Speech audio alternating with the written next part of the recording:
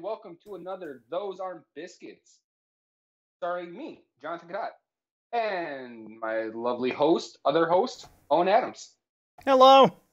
Hopefully I don't Yeah. sound too much louder than you. You got a slightly different setup today, so I'm having to kind of manage John's audio a little bit differently, which means I'm going to have to sort of tweak the volume on and off. So you guys let us know in the chat if it's hilariously wrong. Lovely host, Right. other host. Now, there is a very Owen Adams. special reason why our setup is a little wrong. Because later on the show, and not that much time, but a little bit later, we're going to do something really special, right? I mean, We're going to, maybe. well, I mean, trust me, it's going to be something special. I'm hoping for something special. Oh, yeah, it's gonna be something. A little fine dining, right? Oh, yeah, absolutely. More or less some fine cooking. Whoop-de-doop. I look forward Yeah. to it. This is a new segment. We're always trying to branch out and do different things. And Right. we've been doing this for a while. This Yeah, has been a so- long time coming. Not to bury the lead or nothing like that, but I'm going to be cooking a trifle. Woo! A goddamn trifle. A goddamn trifle. That's like a special Yeah. kind of trifle. Right, I had to order out special for it. I'm just gonna send. It's a trifle that Owen actually sent me from jolly old England for Christmas, and I'm just now getting to it because. Yeah, what month is this? Just I'm sorry. Do you know exactly when Jesus was born? I don't think so. I do. All I right? was there. I'm such a militant atheist. I'm the one who turned them out of that inn. Please, we need somewhere to deliver this child. I don't believe in that. Go, get out. She's clearly pregnant. Nah, fake, all fake. Get Fake danger. news. Oh, my phone is vibrating like hell, but I can't look at it right now. Did you see, by the way, that Trump said that he said Tim from Apple, but he said it so quickly no one heard the from? Yeah, sure. Yeah, pretty bad. Oh, apparently chat is disabled for this stream. What's going on here? Let's take a look. What? Yeah, sometimes YouTube sort of defaults to that, and it's very irritating. Alright, I fixed it. If you couldn't use the chat, you can now use the chat. Yeah. Come chat with Drop us. in, say hi. Come chat, let's chat away. Like I said, we're gonna be doing something special today. We're cooking. We're gonna be flexing my culinary muscles. And you're actually going to see it, by the way. We're prepping Yeah. this. We're holding off for now, but you should actually be able to see John cook-a-looking. Right? You won't be able to see me cooking, because A, I'm not going to be cooking, and B, I've actually sort of like, God. To behold me is to present something too huge for the mind to perceive. So actually... your eyes would boil out of your skull. Your Right. Your heart would explode from your chest, and you get really into Tom Jones. I don't know why that is, but Right. you know. Last time John saw me, it took about 6 months for him to stop singing It's Not Unusual. Just Right, that one I still- line, over and over again. I still hear echoes of it in the nighttime, and it's not fun. But it's a. It's fine also song, not but unusual. be loved by anyone. Damn it! Hello to Tiny Bit Secret. Hello to Sinister Minister. Hello to Loose Corner. How you doing, guys? Welcome. Hey everyone. Yeah, we're just kind of hanging out for a little bit, but we will be getting into the cooking very shortly. But before that, I saw a movie today. Oh yeah? Yeah, Today? yeah, today. You want to know which one it is? Is it Captain Marvel? No. Shit.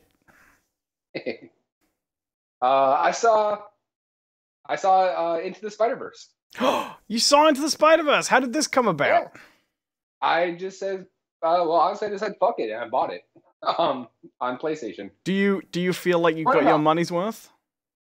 Yeah, I actually really enjoyed it. It was a pretty good movie. I think it's one I'm going to be able to watch again. So I have been waiting for you to see this because I want to talk to you about this movie because I it's love good. it. It's really good. It was awful in the front row with a headache, but it was still a really great movie. Yeah, no, I really enjoyed it. it took me a little bit to figure out that the blurriness was intentional. Yes, I thought we'd accidentally like gone into a 3D screening and not being given glasses for a little bit. And I'm watching this, I'm like, does PlayStation even sell 3D versions of things? It has a very specific confused. look. I genuinely love the running joke of like, okay, so let's do this again. You know who I am. Right. Also, spoilers in the chat. This is gonna be a little bit of a spoiler chat, but did you know they were gonna kill off Spider-Man in the first like 20 minutes? Okay, I didn't know that going in, but as soon as I knowing what I knew of the promotional material, right, and I'm like, okay, wait, hold on. Clearly, the Peter Parker we've seen in the trailers is not the blonde one, right? Or I mean, even before they show that he's blonde, like I'm thinking, like, wait, that one's supposed to be like not from this universe, so what is he doing here? Right. And I'm like, oh, they're gonna kill this motherfucker. It's legitimately sad. Yeah, it was pretty rough. Although on the other hand, like it was rough to watch. Everyone kind of took it pretty well. Like Aunt May, not that sad. He's like, whatever. Come on in. Let me show you my dead nephew's closet. I did like that Miles Morales was like, oh yeah, Spider-Man, he's great. He's dedicated to the cause. He's gonna train me to be the Spider-Man. Then won't that be great? And then he immediately dies, and he's like, okay, another Spider-Man. He'll train me. Oh, this guy's just like a piece of shit Spider-Man who's given up on life. I know it was supposed to be like a touching moment. So if you haven't seen the movie, spoilers, but in a moment, a member of Miles Morales' family does die in it. And wearing the stupidest costume. I kind of liked it. I liked the Prowler outfit, honestly. I like that character too. Sorry. But so there's this kind of supposed to be this touching moment afterwards where all the other Spider-Mans are trying to console Miles, like, oh yeah, that's part of the job. Like, we've all lost someone. And then they all rattle off, like, who they lost, right? But it really... I mean, maybe I'm just jaded, right? But it really came off of, like, yeah, we all had someone die, too. Get the fuck over it. That's really how it came off. It's like, not like, hey, man, we're here for you. It's like, yo, sack up. Let's do this.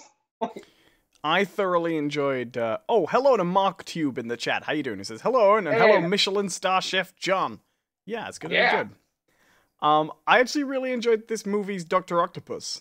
Like, a lot. Yeah, it was really cool. And it was a new one, too. Because, like, so it seemed like they really pulled for, like, the Ultimate Universe for a lot of stuff.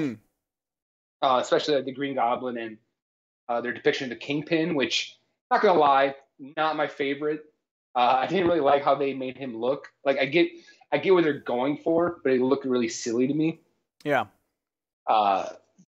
But then, yeah, the Doc Ock of the Ultimate Universe is not her. Very, very different characters all around. Like, they have quite a different Scorpion, and yeah, just interesting. The Kingpin, funnily enough, like, he is the big bad guy in the movie, but not that important to the movie. He's pretty downplayed, actually. He's not in that often. Yeah, and like, so they really do kind of good job of like making it not a Spider-Man versus villain story. It was very much a Spider-Man versus Spider-Man versus Spider, sort of thing. Like, it was very much a Spider-Man like internal struggle. And you get a lot of time on the first three, and then the second three Spider-Mans, they're just like, oh yeah, by the way, we're here, because those three are just for gags.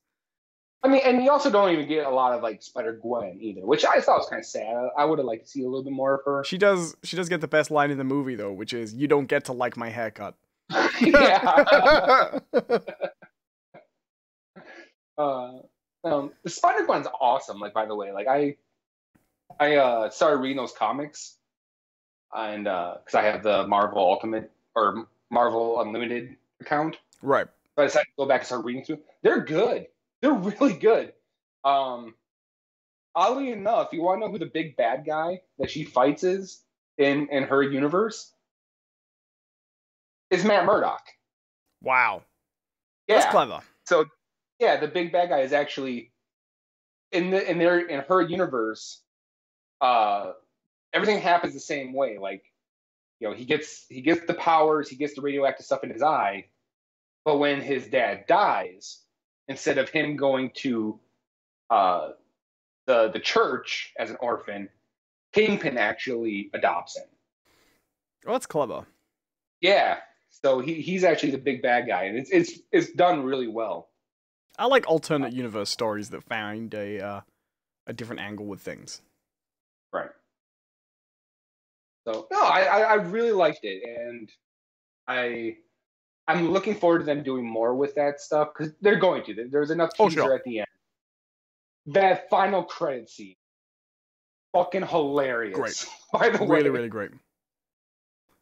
It's nice because at first you get a nice, genuine Marvel 2099, and it all looks cool, and you're like, oh, where are they going with this? Is he going to be introduced to the next movie? Well, what's going to go on? Yeah, they're bringing in Miguel to be great. He's like, I'm going back to the beginning. Why are you pointing at me? You pointed at me. Are you insinuating that I was pointing at you? Really enjoyable. Really, really enjoyable. No, it's a great movie. I like. I really felt for jaded, Spider-Man. Miserable, fed up with life, Peter Parker. Yeah, that was good. Like I going into it, I was like, oh man, I'm not gonna really like that. Like the downtrodden Peter Parker, where he has to be, picked up by the bootstraps by the young upstart, sort of thing. But they actually played it out pretty well. Well, I think what works is they actually go further into explaining why he would be genuinely depressed than you think they would in a kid's movie. Like, his life has gone to hell because he's Spider-Man. Although they do also point out that he lost a ton of his money investing in a company called TGI Spideys. Yeah. I did also really appreciate that moment of where he gets to talk to the other MJ. And she thinks that he's a waiter. It is a very good moment. He's like, I could have done more for you. I could have been there. I could have made sure you got what you need. Like, we just need some bread on table 5. I'll make it better. I'll make it better. They all, the great thing about it, and the thing the movie really gets right, is every version of Spider-Man in this movie is very different. Even the two Peter Parkers. But they all feel like Spider-Man. They're all right, It's pretty good. Even Spider-Gwen feels like Spider-Gwen. Right, and like you get this moment of like, so like I said, I read the comic books and of Spider-Gwen, and she definitely has that personality. They captured that personality pretty well in the movie. And the funny thing, they didn't have to, right? Because I think Spider-Gwen has been very popular in the comic book world. She's gotten very popular, like Miss Marvel has. Yeah. And but I think like the movie going population at large doesn't really know much about her or what she was. But they followed that the script that was laid out by the comics when it comes to her personality and whatnot. And it's and like they even said who she lost was actually Peter Parker.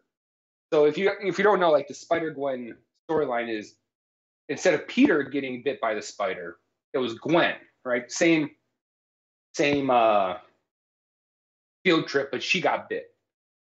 But what happens afterwards is that she takes up the mantle of Spider-Woman and goes out to fight crime, and Peter becomes very enamored with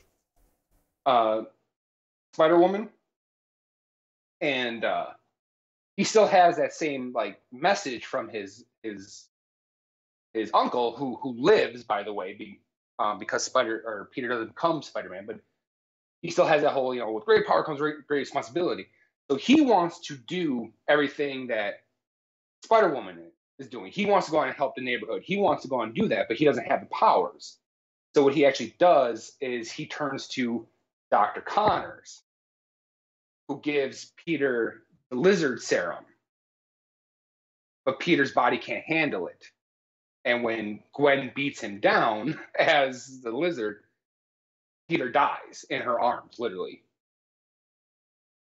And so that's kind of her big, guilt trip, because Spider-Man has to have a guilt. What's nice about that, though it is tragic, is in many ways Gwen Stacy is like the Marvel Universe's big ultimate damsel in distress, dies for Spider-Man's story, And so this kind of lets her have a life of her own.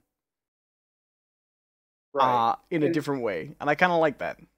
And the funny thing is that when you read it, you don't even necessarily feel like they kind of forced her personality. No. If you go back and read those old comics, which take them as you or leave them, they're classics, but they're definitely old comics. You know what I mean?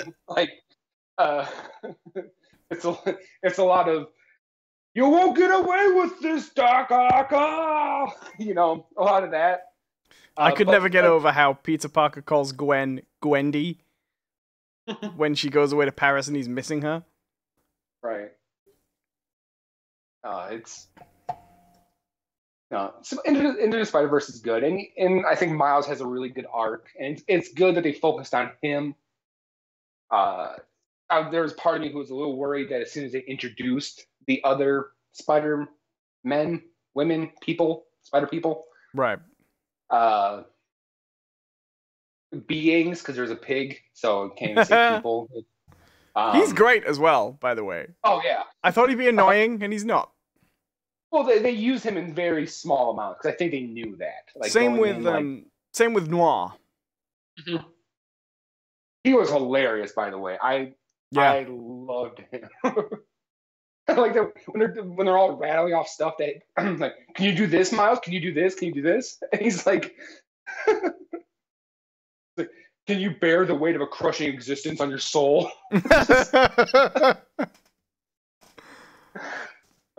It's pretty good, and one of the things I think's really interesting about it is what it comes down to fundamentally for Miles is they don't think he's ready until he can control his powers, but he's at a little bit of a disadvantage because he has a power nobody else has.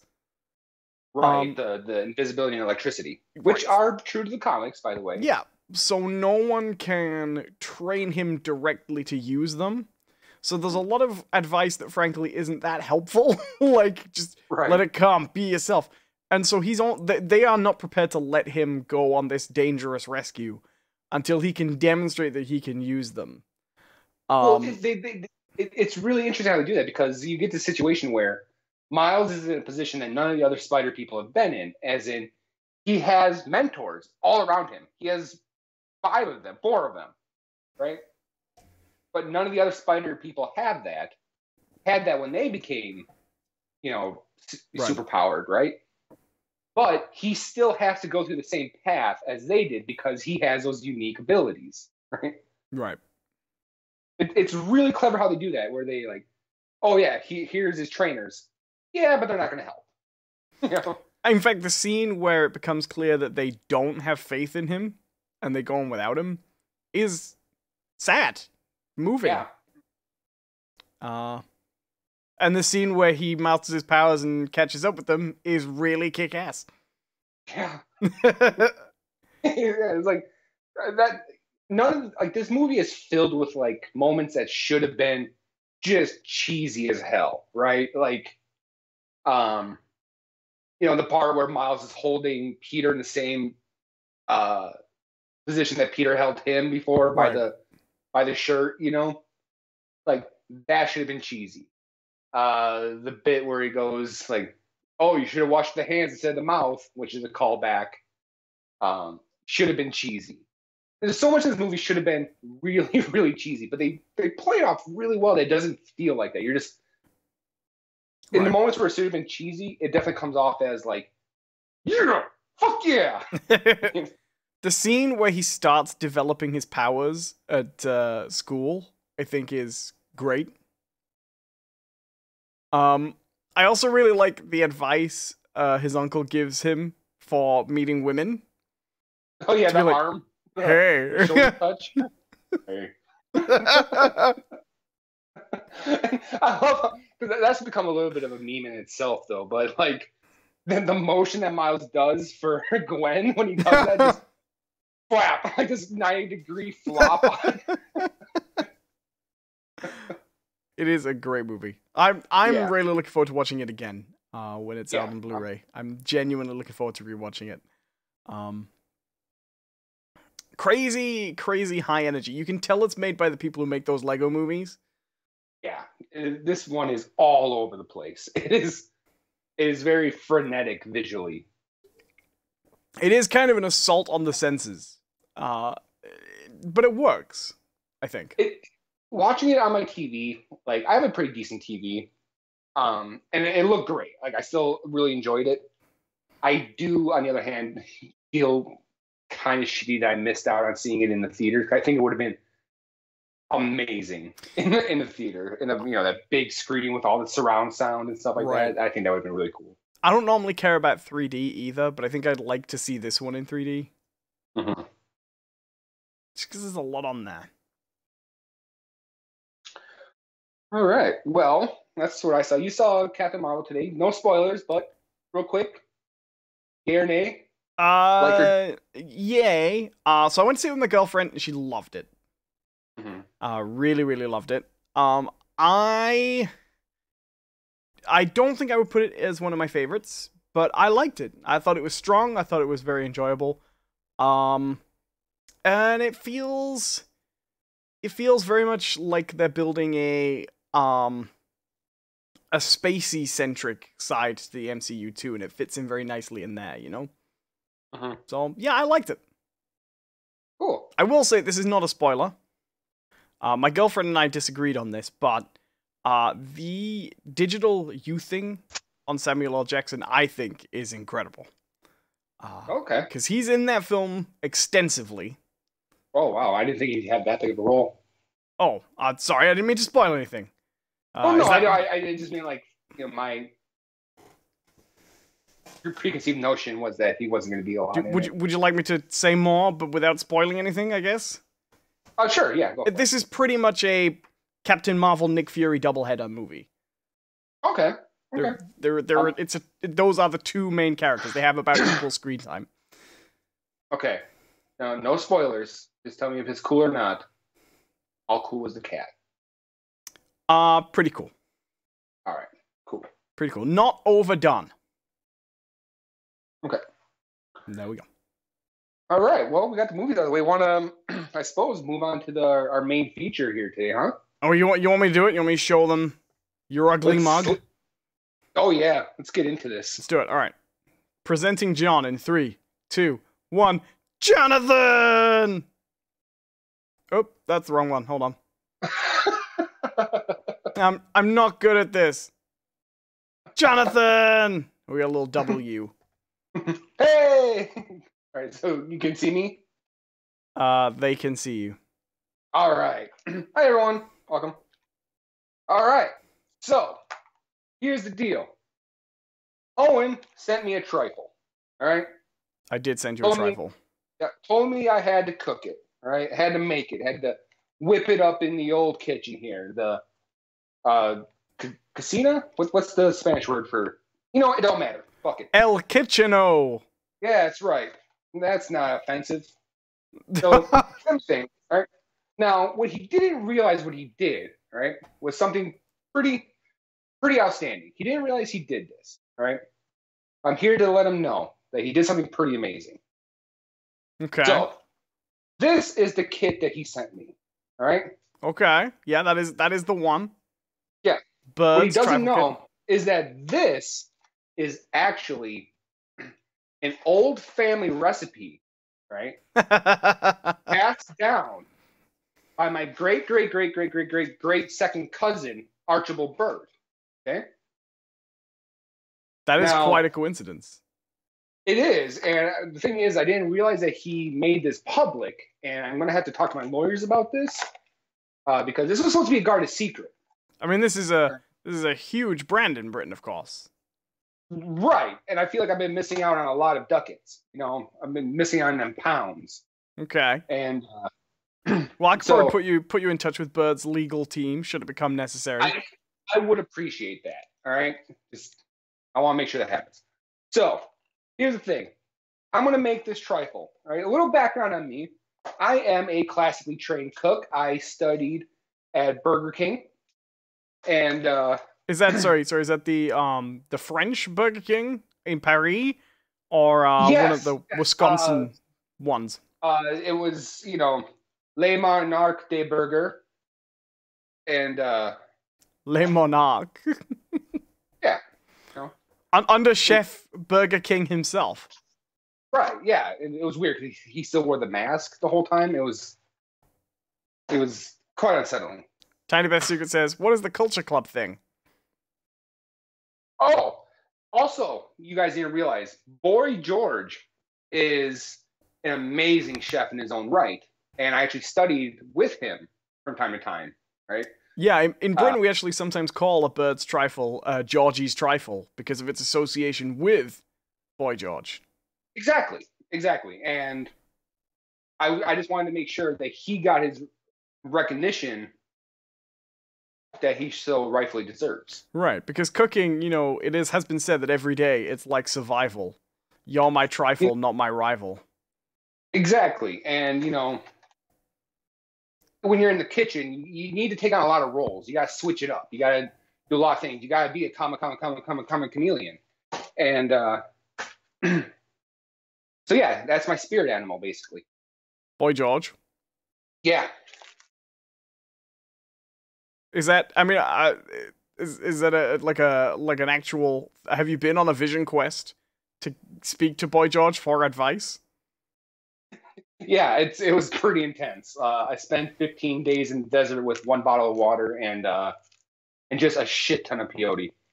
And yeah, believe it or not, Boy George came to me and told me that someday, I would cook a trifle. Okay. And if I mess this up, it would hurt him. And he asked me if I really wanted to hurt him. I didn't. So.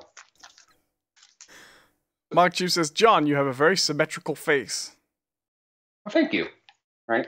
That actually helps in the kitchen because you want to see both burners equally. It's Og says, the creator of the Royale with cheese, no doubt.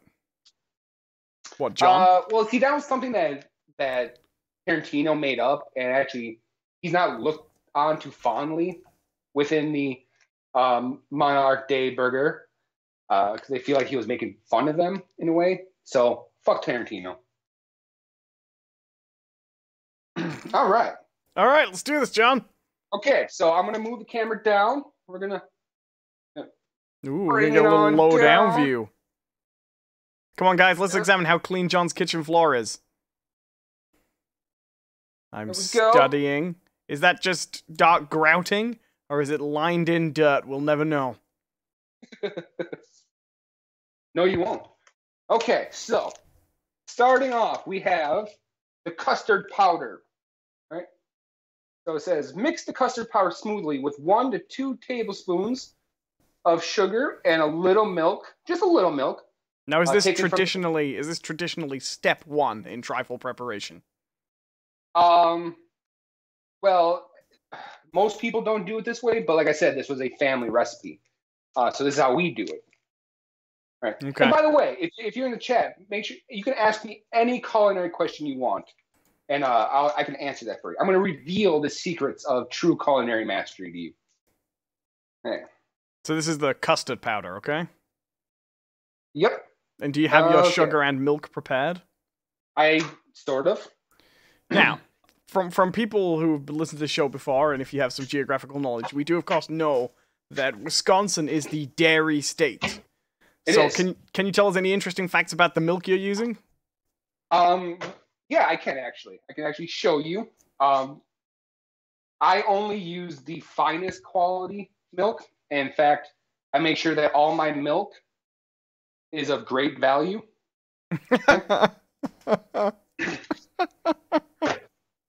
Okay.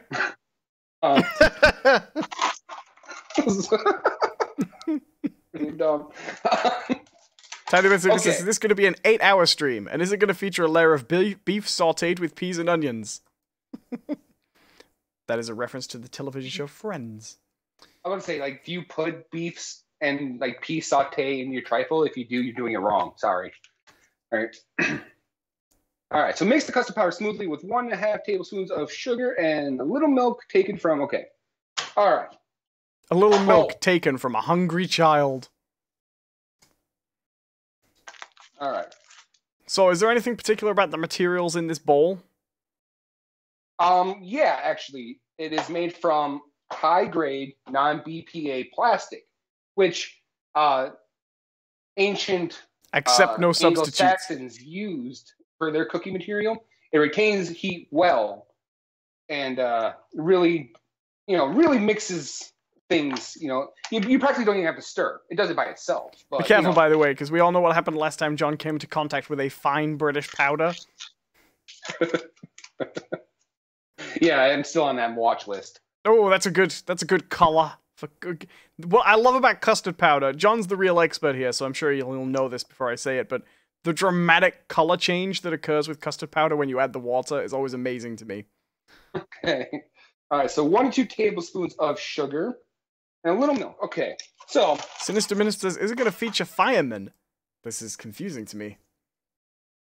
Okay, so that looks about right for sugar. Yeah, well, you want it a little bit sweet. I watched a video of some Americans making a bird's trifle, and they found the custard very non-sweet, which I found surprising. Well, in that case... Fuck it. Diabetes this bitch up. All right. Now I need a little bit of milk. All right, so... Yeah, what are they considering to be a little bit? Is that genuinely what it says, a little bit? Yeah, it does. That's not very specific. Okay, so now I gotta mix this up. You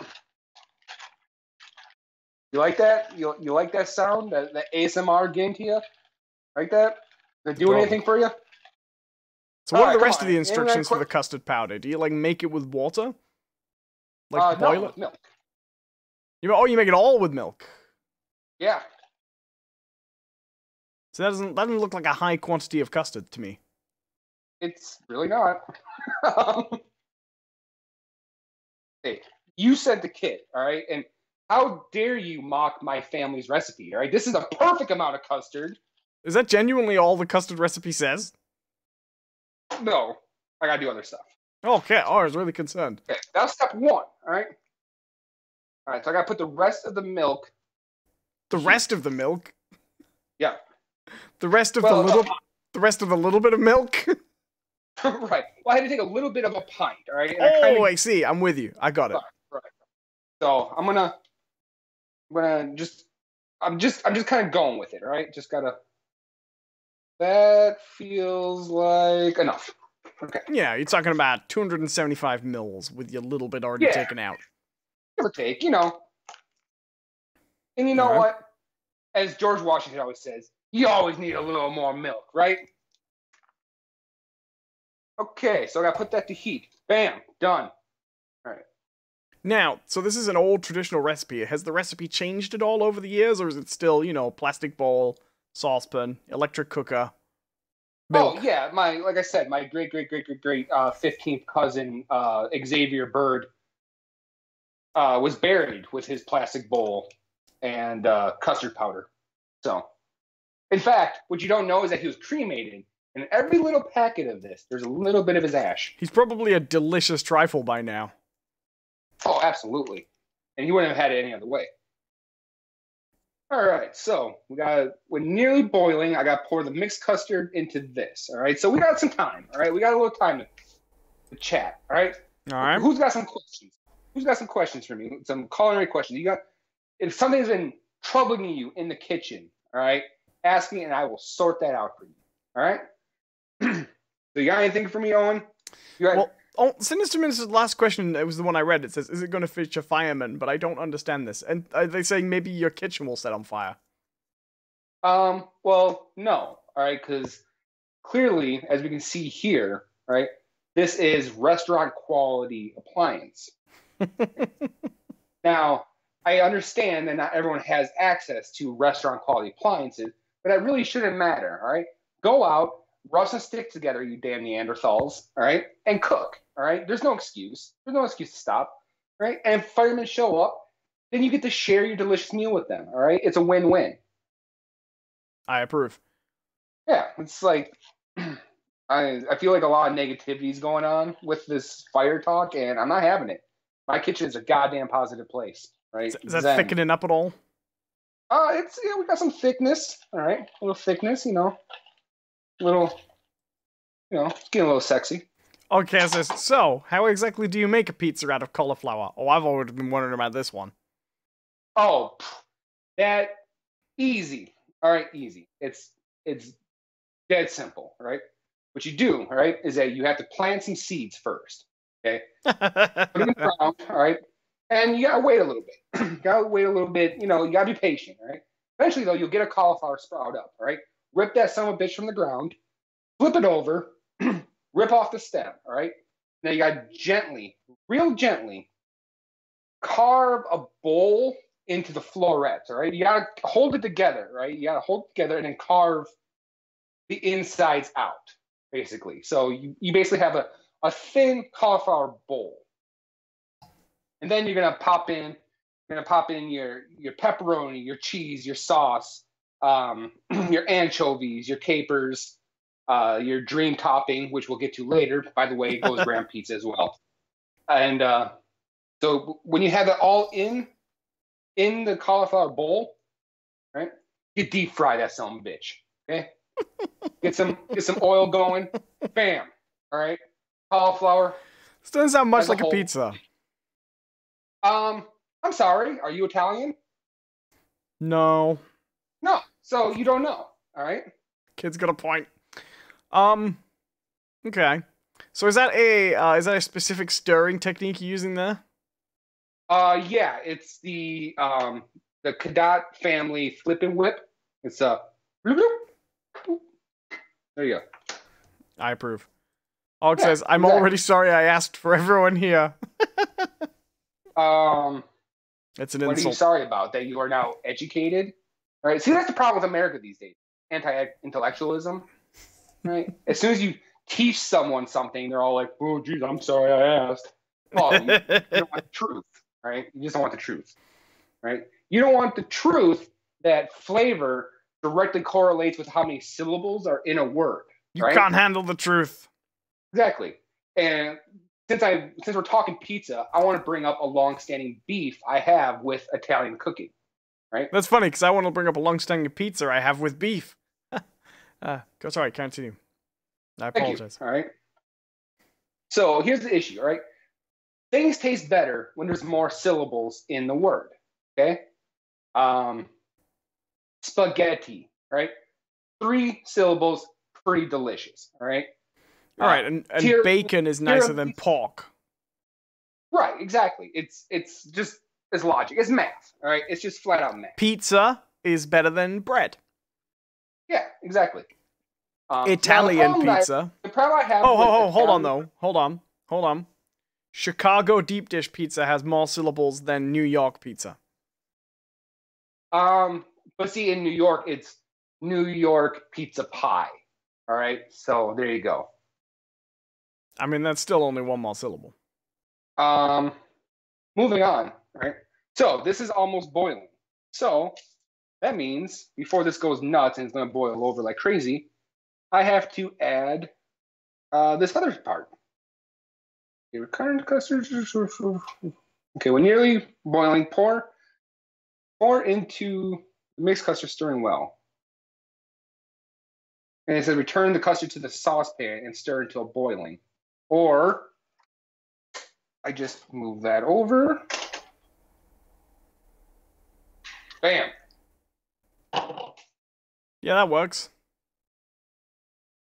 And we're going to stir. Stir, whip, stir. Oh, look at that. You can see that thickening up a little bit. Oh my God. Yeah, custard. So why don't you tell us a little bit about the history of custard in America, John? Do you guys eat custard? Is that a known thing? Well, see, the thing is, custard wasn't really a thing, right, anywhere until, of course, the Battle of Little Bighorn, right? And then after that, that's when the world was really introduced to custard. Before that, they called it something else. They called it, like, thick sweetness, which was, I don't know, kind of strange, but, you know, what are you going to do? People are weird. But yeah, after the Battle of Little Bighorn, when that son of a bitch George Custer died, they melted, you know, the U.S. Army took his body back, right, and melted his bones down into a paste. And turns out that it was pretty sweet. So they just decided to name the thick sweetness custard. Oh, also giving rise to its other name, genocide juice. Right. I mean, that's a little bit lesser known. I think they talk about that in the South more. I bet they do. Yeah. Okay. Return Cosmo of boiling. Remove from the heat. Okay. Return Cosmo and stir until boiling. Mark Troop says, cue the Cooking with John intro music. Oh, yeah. You know, the funny thing, I had music queued up, but I couldn't use it because of my setup. But I can sing you a little rendition. Yeah, go for it. No, now we all need to hear this. All right, so the intro music was going to be Big Booty Hoes, get on the floor. All right, so. I thought it was going to be, look at those girls with the Daisy Dukes on. Let me see a Tootsie Roll. All right, so that is pretty much good to go with the custard. So now we got to move on. All right, we got to move on. What's our next step? All right. Is it, what do you guys think? Do you think it's dream topping? Dream topping or strawberry? I love how you managed to get one the right way up and one the... Strawberry flavored jelly crystals or dream topping? What do you guess? What's your guys' guess? I think we should save the dream topping for last, because otherwise you won't be able to contain ourselves for that. You know what? You're probably right. And you entertain the troops for a second. I'm just going to be back in just a moment. Okay. So, my beautiful assistant had to take off for a little bit, so you just got me for a second, all right? Now, unfortunately, I don't have the chat up, so I can't really look at what you're saying, so I imagine it's all good things. So, what we got to do here is we got to dissolve a sachet, the sachet, in 425 or 3/4 pint milliliter, Jesus Christ, 3/4 pint of boiling water. All right? Bam. Okay, we can do that. Get the other pot here. Just fill it up with water. Now, make sure you're using fresh water direct from the tap, unless you live in Flint, Michigan. Don't do that. That's probably not a good idea. All right, what did I miss? I'm just going to be boiling some water here. Oh, no, I missed the good stuff. Yeah, I know, the exciting shit. All right, so that's going to take a little bit to boil. So, yeah, it's question time. What do you guys got for me? Right? I wish, by the way, all pans on cookery shows looked like this saucepan. With, like, like brown stuff burnt onto the bottom. Look, all right? Here's the thing. That's where the flavor comes from. A clean pot is an unused pot, all right? It hasn't achieved its full potential, all right? You know, you've seen the cooking shows like, oh, look, all the pristine cookware. That's just never been used before. They pulled that out of a box, threw it on there for the first time. And when they're done with it, they're going to throw it away. It's a waste. It's wasteful. Fuck you, Ramsay. All right, you wasteful prick. Well, it's like those tea ceremony things in China, where every time you cook the tea in the ceramic pots, it takes on the flavor of and the tannins of all the other teas, thus making the perfect tea. Look, all right.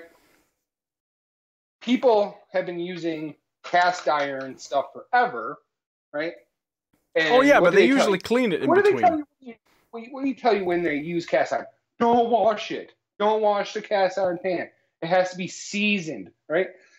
It's no different than tin or whatever hell this is made out of. Right? Zamu Davis says, if you squint, it could be an emoji. Yeah. Sure. Right? But this pot, right? This pot right here has been with me for a long time. And I've made many a delicious meals in it. And I can tell. And I don't feel I have to explain myself about it. Right? Okay, so that's gotta keep boiling for a while. Then. Okay. So is the we just heat gotta wait. is the heat on under the custard, or is this just cooling at this point? Yeah, the custard's just cooling, right? No heat going to the custard because who wants a hot custard, right? Right. It's gross. Right? Which is where we get the frozen phrase custard. "cool as some custard." Right, exactly. Just if you take nothing else from this, right?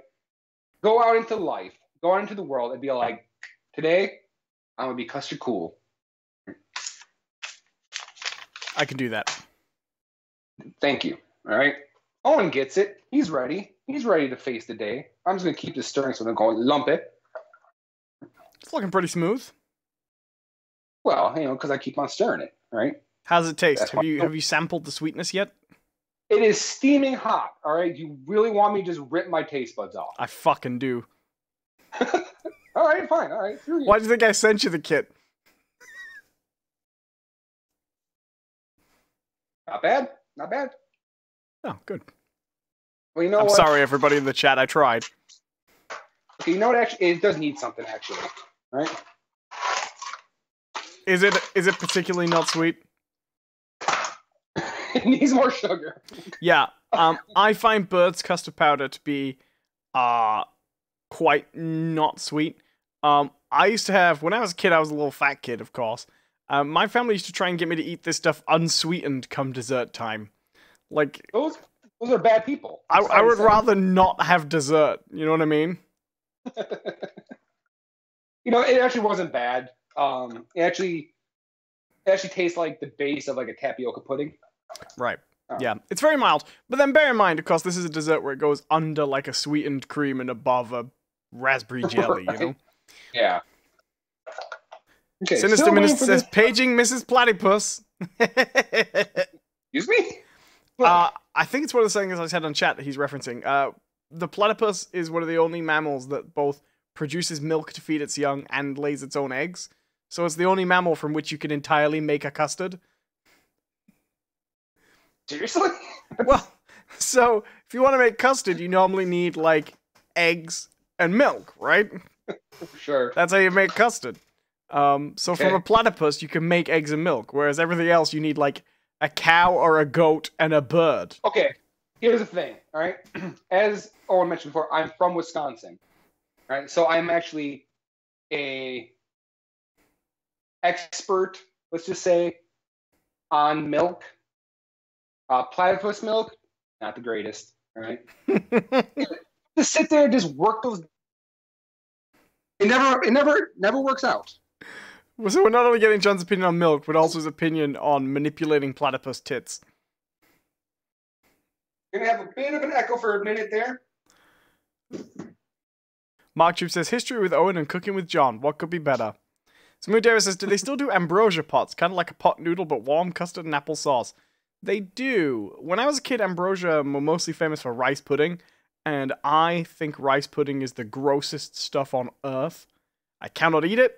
It has always made me physically sick to contemplate it. Okay, give me 1 second. I'll be right back. Cool.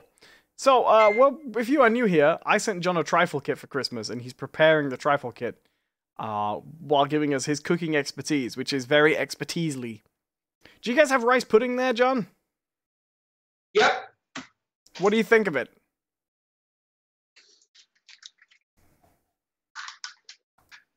Are you in the rice pudding yay or the rice pudding nay camp? Because here we get it, and it's like my dad said they used to make rice pudding as a kid, and it was delicious because it would be prepared the way you sort of prepare rice pudding these days, and then it would be baked, so it had like a crispy crust. But then Can you hear me, by the way? Oh, I couldn't for a little bit. You can hear me now. I can hear you now. Do you like rice pudding? Okay. It's okay. It's but yeah, like your dad says, that's how I've had it before. Well, my favorite way to eat rice pudding, by the way, is what you need to do is first you have to prepare some Jell-O brand chocolate pudding. Okay? Right. And then what you do is that when that's nice and cool and ready, you just take a bag of jasmine rice and pour it in there. Okay. You work it around a little bit, let it sit for about 5 minutes. That should be enough, and then you eat it. It's a crunchy delight. Here it's very, very common to sell rice pudding just in tins, and it'll be like you would imagine rice pudding to be before it's baked. So it's just like goop, and it makes me feel incredibly ill. I do not like it. Og says, I don't understand how people find jellied eels worth eating unless they're absolutely starving. Well, okay, so jellied eels is worth mentioning. Nobody eats jellied eels that frequently. It is not that common. Well, my favorite is jelly eel molds, where you had like the little bits of like cherry and pineapple in it. Sometimes people even add like a little whip into the jelly, and you get a nice fluffy seafood treat. You know, it's amazing. Like, I don't know where you're coming from, or this like, oh, I don't like jellied eel. Like, it's an American tradition. So it's also worth mentioning jellied eels. You don't jelly the eels that much. Eels just happen to contain a ton of gelatin. So as you cook them, they sort of jellify themselves. So really, it's just a cooked fish, you know? It's not that unusual. I feel obliged to mention. It's not that different to any other kind of seafood. They just happen to be very they just happen to jelly up a little bit. So it's like a soup that jellies up. And an eel is just a fish, you know? It's just a long, thin fish. Mm-hmm. You know, yeah, I guess. Like, but they're like weird looking, so it's gross. Yeah. Don't you come from a country where they eat bull testicles? Okay, hold on. All right. Don't you just put this on the whole country, all right? Those lunatics in Colorado do that, right? What do they call them? Rocky Mountain oysters? Yeah, and they're bad people, okay? But I bet they don't. I bet they love saying the world is your oyster there, though, right? Yeah, as they firmly grip their crotch and be like, "Yeah, world's your oyster, baby." Samir Davis says, "Do they have semolina?" I don't mind semolina. I mean, that's what you get when you don't properly cook your chicken. So, like, I don't really feel like I want that. I mean, go nuts. You have the free healthcare. I don't. But, like, I'm not gonna go out of my way to get. When we were kids in school, semolina. When we were kids in school, they used to serve us for school dinners, like, for putting a bowl of semolina with, like, a spoonful of jam in the middle, like strawberry jam. And we used to call those soggy bandages. That's, because that's horrifying. As you would stir it in, it would look like a festering wound. All right, so we're almost at a boil here. All right, we got the little bubbles coming up. I like to call that the mini boil. Or you know, the Laura Flynn boil, if you will. The Laura Flynn. Yeah. Okay. So we must be ready for those jelly crystals, right? Just about, right. But we want a full-on Errol Flynn, right? So we want the big bubbles coming up. We want the we want the. So what they don't tell you about boiling is that when you're boiling something, you're actually removing the parts of the water's soul that it doesn't like, right? So right now, what we get the little minor sins coming out of the water. We get the I crosswalked on Tuesday. Oh, I pushed a kid over in 3rd grade, you know, because he was talking smack about Pokemon. Right. Like, what we want the full on. There's murdered bodies in my backyard. Right. The Michael Jackson boil. Ooh, right, yeah. Moving on. We want the water to be a smooth criminal, basically. Speaking of smooth, we better keep. Hello keep to this, Chicken Lisa. How you doing? Hey, Chicken. We were just talking about you, by the way. Were we? Oh yeah. Yeah, because we're saying that if you don't cook a chicken properly, you get semolina. Absolutely. So, yeah, we're getting close, everyone. All right, we're getting close. And here, we are actually disproving something live on the internet, okay? Because all of you people sitting around will be evidence that a washed pot does in fact boil, okay? So, Is there any benefit to using jelly crystals over, say, jelly cubes? Well, the thing is that it used to be cubes. It actually used to be bricks, right? It'd be jelly bricks. Okay. But when the New Age movement took off, everyone got really into crystals, and so the jelly department of the UK decided to convert. Essentially, that's what you didn't realize is that every time that you're using jelly crystals, you're actually kind of a missionary for the New Age movement. All right. Oh, I knew. Now, well, the thing is that if you hold these like over your body and you bang a gong, you actually can cure cancer. So, That is not true, by the way. no, listen. You guys have jelly cubes in the US, right? You got both types of jelly making stuff, right? Sure. You get the cubes. Do you ever just eat those cubes on their own? They're delicious. Yeah, cubes. Like no, like I guess like it's usually like a powder for us. Like, Okay, so what you have in that sachet, I think, will be the same thing you have as a powder, right? It's a powder crystal. But here, there's a different type of jelly. Makes the same stuff, but what it is it's like the size of a candy bar, like a thick chocolate bar. And it's imagine jelly, but if you but like with the consistency of like a gummy sweet, like a gummy bear, you know? Okay. And a bar of it, and it's divided usually into 6 cubes, because that's how you like measure it out how much you want. But a whole bar of it will make like a big bowl of jelly. You add the water to that, and it dissolves the concentrated thing. So it's like it already is basically like jelly, but really, really, really concentrated. So it's set like a gummy sweet, and then and then you boil that down. You don't have those? All right. They don't sound familiar to me because like we're not crazy here in the U.S. So like. Well, I think it's how Like, they used to make it before you. You have all your crazy street food over in the wilds of England, all right?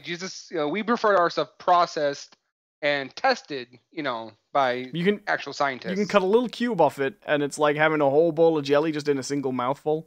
If you let it dissolve, it is amazing. You're a gross person. No, it's delicious. I'm gonna send you some next time I send you a package. Good. All right, here we go. This is a powder. This is barely crystal. It's Billy Crystal. Crystal. Close enough. It's close enough. So I'm just going for it. Boom! Look at that. Just dissolving away. And Jelly. I forgot to grab a second spoon.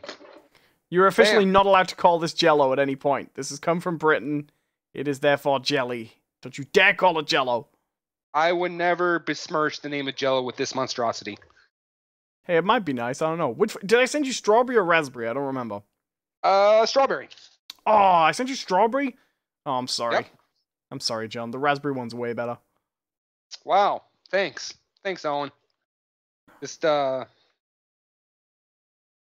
really setting us back right away off the, huh? Oh, come on. I could have sent you a lime one. Ooh, that sounds delicious. But not as a trifle, trust me. Lime and custard? Ugh. That's like a key lime pie. Oh, yeah. Key lime trifle. That'd be quite nice, actually. Yeah. No, I take it back. I'm sorry I didn't send you a lime one. Who's the culinary master here? Me. All right. Sue me. Sorry. Og says, gel no. Tell you the secret says, John is pretending he knows about food. Chicken Lisa. Yeah, that's right. Pretending.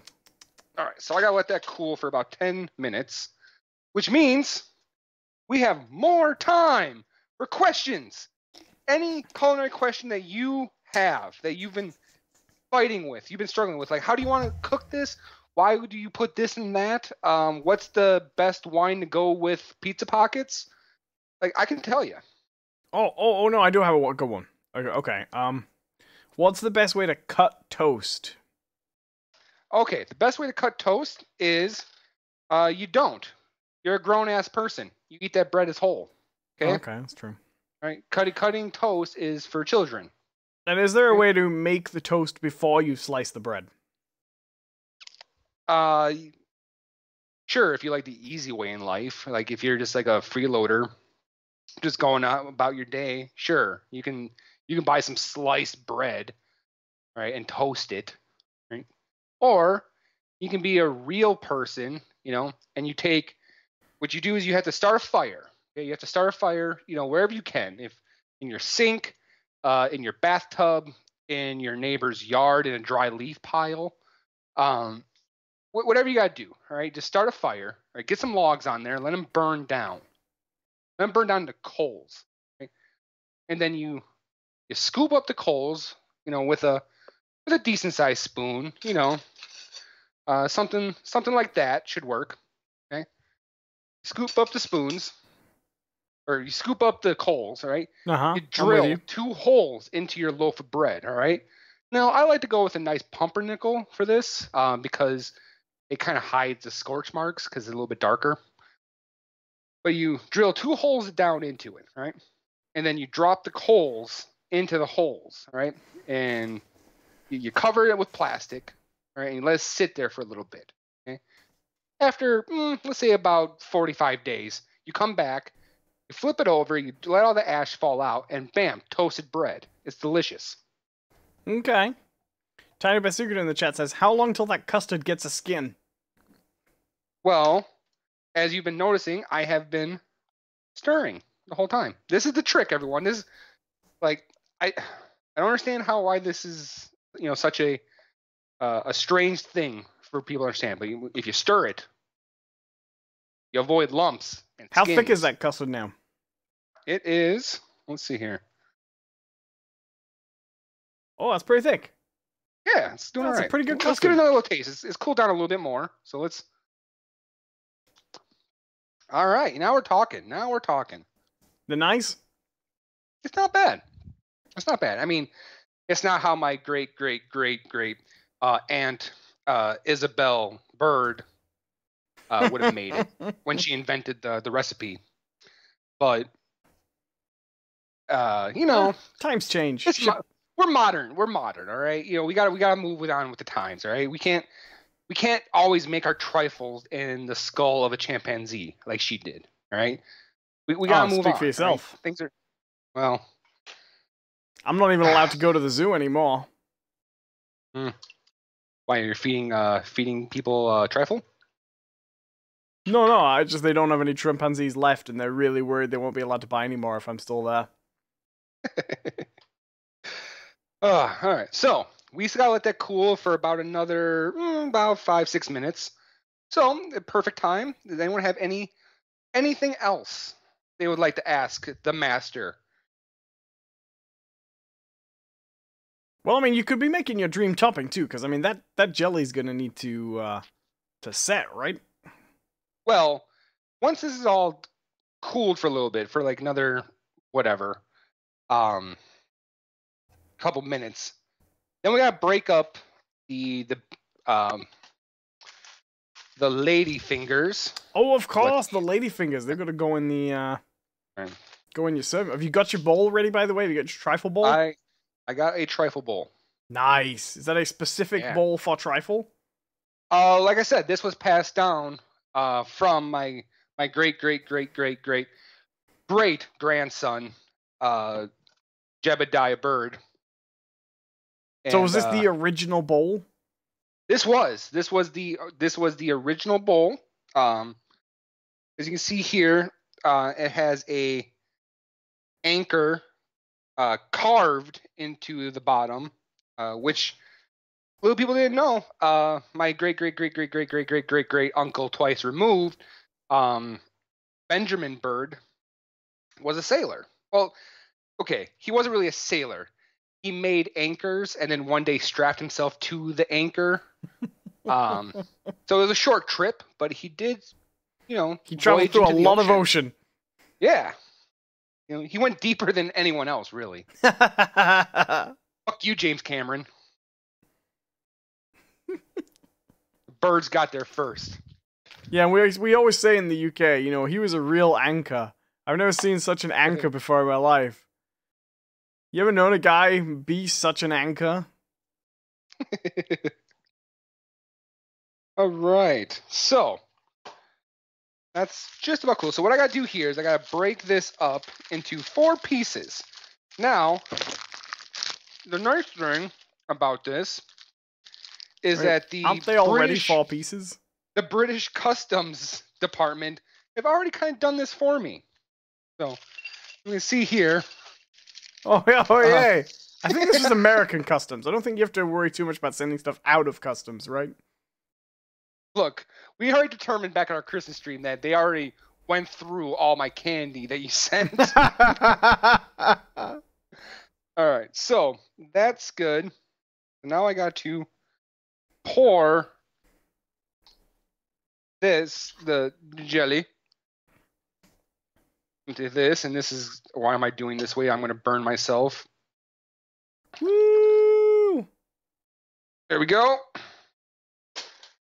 About right. That look right to you? Nice. Yeah, that looks good. Okay. So that's taken care of. What's next? Now we got. Is that gonna go in the fridge, or is that set on the side jelly? I don't know. Nope. This has to go in the fridge. This goes in the fridge. Good to know. And this goes into the fridge because look at those odd socks, people. Check it out. All right, you can thank me later for this moment. That's right. We will return in 40 minutes. Is that how long it takes to set? Yeah. Woo! Let's see. Yeah, it says right here. Well, I'm going to read this off for you, but I do have this memorized. Those break each sponge into 4 pieces, place in a serving dish, and cover with the covered jelly, or cooled jelly. Refrigerate for 30 to 40 minutes. Sweet. There we go. So we will return shortly. I'm going to mute myself right now, and we're going to continue on the show as we normally would. Fair enough? All right, I'll turn you off. Okay, turn me off. There we go. We no longer have John with us visually. Chickalisa says everything goes in the fridge. Og says our customs is an equal opportunity destroyer. Tiny Bissinger says, hey, do any of the British viewers remember that Delia Smith series where she used frozen mash? This is like that. Yeah, so Delia Smith, British TV chef, she did 1 season, and it was the last season of a TV show she ever did. And everyone was like, she's got off the rails. She did a recipe for cheesecake where she took like a whole ginger biscuit and put it in the bottom of a ramekin, and then just scooped some sweetened mascarpone on top of it, and then put fruit on top and was like, look, it is a cheesecake. No. It's a biscuit you've put cheese on. It's not the same thing. Chickalisa says, what you gonna do now? I don't know, we lost John. Is John coming back audibly at some point? I'm still here. John! Yeah, I'm just moving off into the other room to sit down and relax, you know. Oh god, I feel like I blacked out for the last like 20 minutes. So when we hit about 2 hours live, it'll be time to go check on John's Trifle, basically. Awesome. Did you enjoy that? Well, I haven't eaten it yet, so. Did you enjoy the process of making it? Talking about your family's classic recipes and all that stuff. My family? What the hell are you talking about? Fair enough. Tiny Benzica says it was called How to Cheat at Cooking. It was a really bad show. And she was like, we use mashed potatoes for this, but you'll find your local supermarket has a good range of frozen mashed potato cubes. You can just... it was a weird cookery show. Everyone was like, what? No, we already know how to do all this. We've already done this. This is how we normally cook. We watch cooking shows to learn how to not do this. Okay. I'm back. Welcome back, John. How you doing? Doing all right. All right. So, what else has been going on? No, this is the problem. I'm more relying on you and your Trifle because nothing's happened to me. We played Anthem more than last time we did the show. Should we talk about that? Under no circumstances. No, Anthem's still bad. Well, but we said it was good last time we did this show. Should we update that? Yeah, sure. Here's the update. It's bad now. It's not good. No, okay, here's the issue with Anthem. It's... in a small dose, which is what I had, ingested when we did the last show, it was fine. It was just fine. It was a competent enough shooter. There was a few interesting things going on narratively and fun. Now that I have beaten the story, I've played the strongholds, I have done some free play on my own. I can tell you, it's not good. It's if you want to enjoy Anthem, here's what you do. 1, don't buy it. Okay, borrow it from a friend, whatever. Okay, cash in your GameStop points, get a copy, whatever you gotta do. Right? Don't actually pay money for this damn thing, though. Throw it in and play it up until the moment they go, hey, we need to craft the Dawn Shield, right? The minute they tell you they have to craft a Dawn Shield, turn it off. Turn off the game, right? And walk away. It never gets any better after that point. It really does. It has maybe one of the most anticlimactic and just dull final boss fights I have ever played in a game. And I played Final Fantasy X, where you can't actually it is not possible to lose the final boss mission. All right.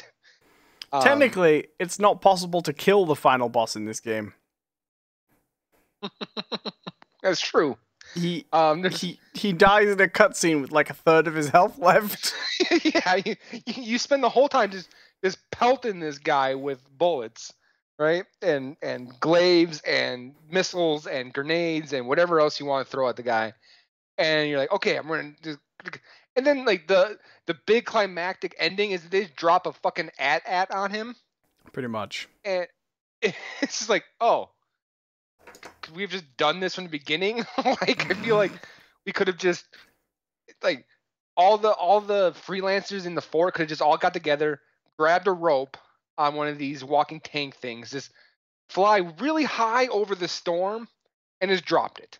Right? Like, is that what you were gonna do to kill him in the first place? We could have just done that. Oh, it says, before it was ignoring these outspoken critics, now they were right. Well, so I believe in playing a game for yourself, you know? Mm-hmm. And I genuinely thought it was fine for the first half of the game. Sorry, go ahead. And then you realize that the first half of the game is as good as it ever gets. And there will be no variation from that. I did not realize the last time we had this chat, I did not realize I had already seen every power-up, every gun, and every type of mission. Yeah. So that's the thing, is that there is a good game in Anthem, right? But they dilute it and they just fuck it all to hell by making you do more of it, right? Yeah. So this is definitely a game where less is more, right?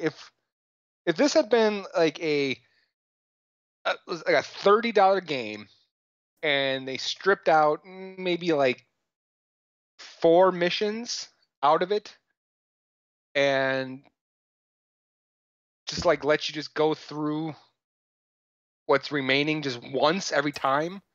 Like if I only had to power up an artifact and stand there and guard it for 5 minutes once. If I only had to fly around and collect echoes and then deliver them to a point once. Right. If I only had to survive waves of enemies once. If I only had to track down a high value target, who has a big glowing crosshairs above his head, right, once, would have been fine. It would have been a great game. I would have loved it. If maybe there'd been a little bit more missions, like when you actually have to go get the Legion of Dawn armor, do the trials and things, more stuff like that would have been nice. A little bit. Because there's only like 3 missions that feel like actual story missions, The opening one, the one where you get betrayed, and then the end mission. And then everything else is just open world content, sort of repurposed into a level. Let's hear. Mark Tube asks, John, how much for you to down that pot right now?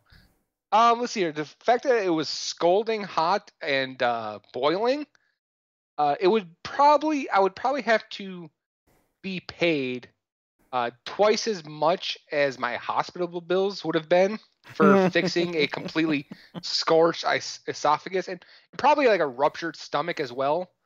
Og says, Anthem, you're better off playing Warframe, and that's free. You know, I mean, I hate to say it, I thought Warframe was kind of a better game in a lot of ways. And I didn't even love Warframe that much. Yeah, like Warframe didn't really catch me either necessarily. No, here's the thing, like if Anthem would have been as long as it actually is, but they had added more variety and actually so there's things in this game. This is what's the most frustrating about it, right? Here are the really cool things about the game, right? You can fucking fly, right? You can fly around in your little suit. You look pretty awesome when you do it. You traverse this really beautiful, lush world. If they had leaned into some of that stuff, where like, oh hey, do more of this, like fly down a corridor and avoid like laser bolts or some shit like that, that would have been kind of fun. If there would have been like aerial battles where you had to fight in the air in a 360 globe sort of thing, that would have been awesome to do. But it never fucking happens. You get to you're flying, which is by far like the best part of the damn game, is used to go from point A to point B. And you don't even get to do that very well because there's a goddamn overheat meter. So like, oh yeah, I'm really enjoying it. Oh nope, I overheated. I have to fucking sit here on the ground for 10 minutes as I cool off. There are some mods that cool down the overheating, but never like enough. No. Well, right, and people compare this to Destiny, and they say, oh, Destiny's... I've seen a lot of Anthem defenders say, well, Destiny is very boring by comparison. It doesn't have good level design.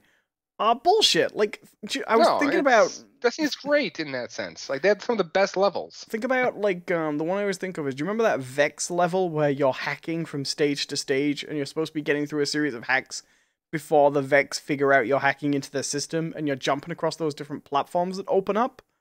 Yeah. That's great fun.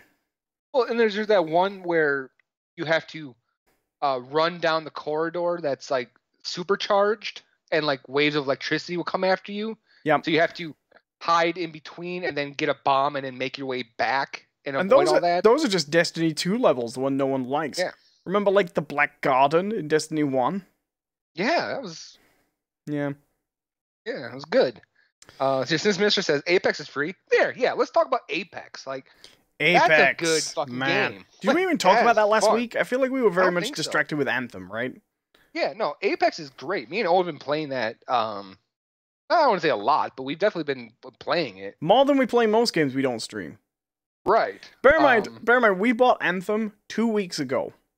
Mm-hmm. And when we're not streaming, we play Apex. Right. Yeah, no, Apex is great. Like, I am not a big Battle Royale fan, I would say. I thought Fortnite was fine. Like, I'm not one of these people who are like, freaking Apex, man, just wipe the floor with Fortnite. Fuck Fortnite. Like, nah, Fortnite was fine. Like, Fortnite is Fortnite, right? It is what it is, and it's good at what it is. Yeah, like, you can't deny Fortnite. Like, it's a juggernaut. It's a gaming juggernaut. It definitely... Here's what Fortnite has done that Apex, I will tell you, has not done, all right? And will not do, okay? I would be damn near gobsmacked if if I see an Apex backpack. Right. I'm going to be really surprised if I see a poster with the logo of an Apex streamer, right? Right. It's not going to happen. Fortnite captured the attention of not only gamers but non-gamers, and it was really a cultural moment. All right, you got to give it credit for that. Okay, hearts and minds. Right. Okay. Now that being said, I think Apex is a better game. Right, it's more appealing to my sensibilities, and it's good. It's just a damn good game. Like, everything about it I enjoy. The movement's good, the shooting feels good. even when you die, like right away, it's like, oh shit, well, I'm dead right away. Bam, you can like load up another match like real quick. It takes like a matter of 2 minutes. And even when you get killed in the game, you got a lot of scuttling around to do and things you can do. You got those shields you can drop. There's just so much... There's so much life to that game. Even when you're losing. I think one of the most dramatic things about it is just massively increasing how many guns there are to find. So you never running around looking for a gun for ages. Just makes the whole game feel better. And here's the thing. There's a weird thing. Like, so... like Owen said, like you can generally find a gun pretty quickly in Apex.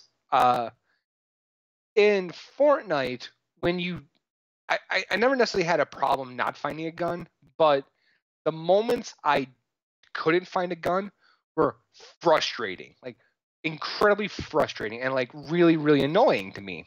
Right. In Apex, there are moments, where you don't find a gun, but oddly enough, when that happens in Apex, I don't feel frustrated. It's more exciting in a weird way. Because I know there will be one. Like, I know that I will find one. I just have to survive long enough to come across the right room. Right, and there'll be, along the way, grenades and shields and different levels of armor, and yeah. Let's see. Mark Tube says, Owen and John are like Mario and Luigi. Yeah, one is tall and... handsome and talented and has a mansion, and the other one is Owen. One of them is maybe not attractive, maybe not, maybe not the most handsome one, but is clearly the star of the show, whereas the other is clearly a derivative work that doesn't quite have the same broad likability and appeal. They didn't say anything about Wario. Okay, this is Mario and Luigi. Here, Jessica Plate says, "Bonjour. How are you both?" Fine. I'm doing okay. We are both acceptable. Yes, we are both within the parameters of acceptability. I approve. Yeah, I really like Apex Legends. I think it is pleasant. And you know what I like about it? I'm not gonna say I'm good at it. I'm not awful at it. I can actually get kills in this game. I can never get a kill in Fortnite. You know? Right. Just real quick, Chingalita says, who was making a trifle, Owen? Who sent him the trifle? Right, John the chef. I take all trifle-related credit. Fair enough. No, back to Apex. Yeah,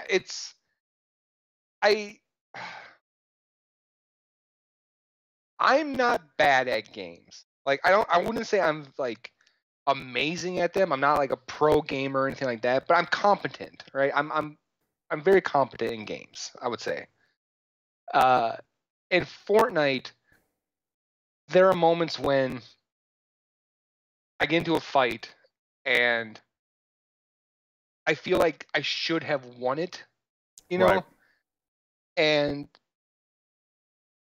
But like the game doesn't control the way you want it to in Fortnite. I've noticed. Right. Like it. No, I agree. It doesn't feel right. Like it doesn't. Like I play shooters. I played Titanfall, which is what Apex is based off of. I played Titanfall 2. I played Call of Duties. Many Call of Duty games. I've played Doom, and I've played Wolfenstein, and I've played, name a shooter, I've probably played it. And even third-person shooters. Like I played Max Payne extensively, 1, 2, and 3. I've played 3. 3's good. Oh, it sucks. No, 3 gets a lot of heat. Like it's good. That game is actually pretty damn good. It's terrible, and so are you. No, shut up. It's good. No, I know what you mean. My issue with Fortnite is, I've said this before, but the game encourages you to try and stay alive as long as possible, which is how you win the game. Which means when you're a new player, you spend huge amounts of time basically encouraged to hide and sneak around. Doesn't actually get you any practice with any kinds of kills, So you don't actually get any better at doing that kind of thing. And because it doesn't control like other shooters, it does feel a little off.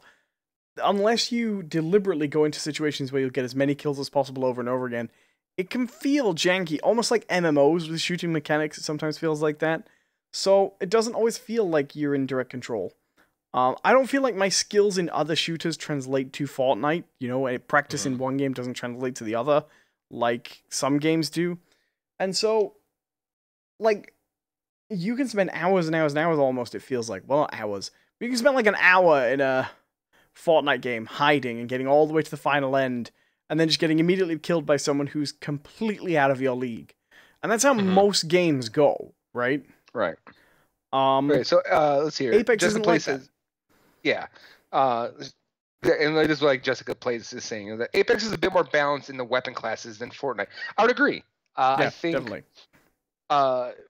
More so than Fortnite, I think Apex has enough weapon variety to actually suit styles of play, right? Definitely. You don't have to play.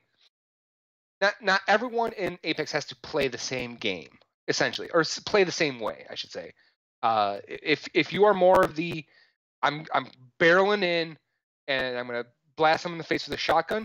They have shotguns. They have characters with abilities that let you do that. If you are the type who likes to hang back, get up in high areas, snipe, they got characters that can let you do that, and they have guns that let you do that. Fortnite, I never feel like any of their weapons feel dramatically different than the other, and which means like it all just kind of feels the same, just different fire rate, I guess. It's right, and you can be aiming at someone from a mile away and know, okay, I don't have a chance of hitting that person, but then they always seem to be able to hit you perfectly. Right. And you don't have anything except your basic skills. And the other thing is, and I get that this is how the game is designed, whatever, but like, doing everything in Fortnite takes so long. It's supposed to be difficult, so you can't just like do them quickly, but it makes the game feel less fun. So like, it takes forever to heal yourself in Fortnite. It takes forever to take your shield potion. It takes forever, you know what I mean? Whereas you can keep kind of running and using your syringes or your shield cells in Apex. It's much more satisfying to use items, I think, personally. And I do want to reiterate, I don't want this to be a let's all shit on Fortnite thing, because like I said, I think Fortnite is what it is, and what it is done well. Okay? Right. I don't think Fortnite's a badly made game. I don't think it's a badly played game. It just doesn't fit me very well. And but that being said, here's the one thing that tips Apex. If none of this other stuff that we've said existed, this is what would make me want to play Apex more than Fortnite. At no point while I'm playing Apex will I get into a firefight, and right before I kill the person I'm shooting, I have to now fight a wall. Yeah. It's like that happens so often in Fortnite, where you got someone dead to rights, where it's like, yeah, this is it. I'm going to kill him. Here we go. Oh, look, it's the first boss from Contra. God damn it. And if you're bad at that kind of, like, I can never get the hang of the wall building in with something else. I don't love games that mix mechanics like that in really quick settings. And the truth is, you will always lose to the people who are really good at just building those infinite buildings all around. Right. And I just don't enjoy that. I've tried. I just don't like it. Okay, and once again, I do want to reiterate. Like, I know what the criticism to what we said is going to be. Like, oh, we'll get good. I get it, right? I get it. And here's the thing: if I was really good at that stuff, if I was really good at the building and shooting at the same time, I'd probably really, really like Fortnite. Okay, I'm not particularly good at it, so that's why I don't particularly like Fortnite. And the thing is, there are games you can be not good at, and they're still fun. Like, I know you and I have a different opinion on the Dark Souls games, right? But I'm not good at those Souls games particularly, right? But I like them even while they're being difficult. I find them enjoyable even while I'm failing, right? Fortnite's a game where I don't find there's that much fun in it while you're not doing well. And that's the difficulty. Some games, like, I haven't won an Apex game yet. I'm not good at Apex. I haven't won one at all. But I like it even while I'm doing badly, you know? Right.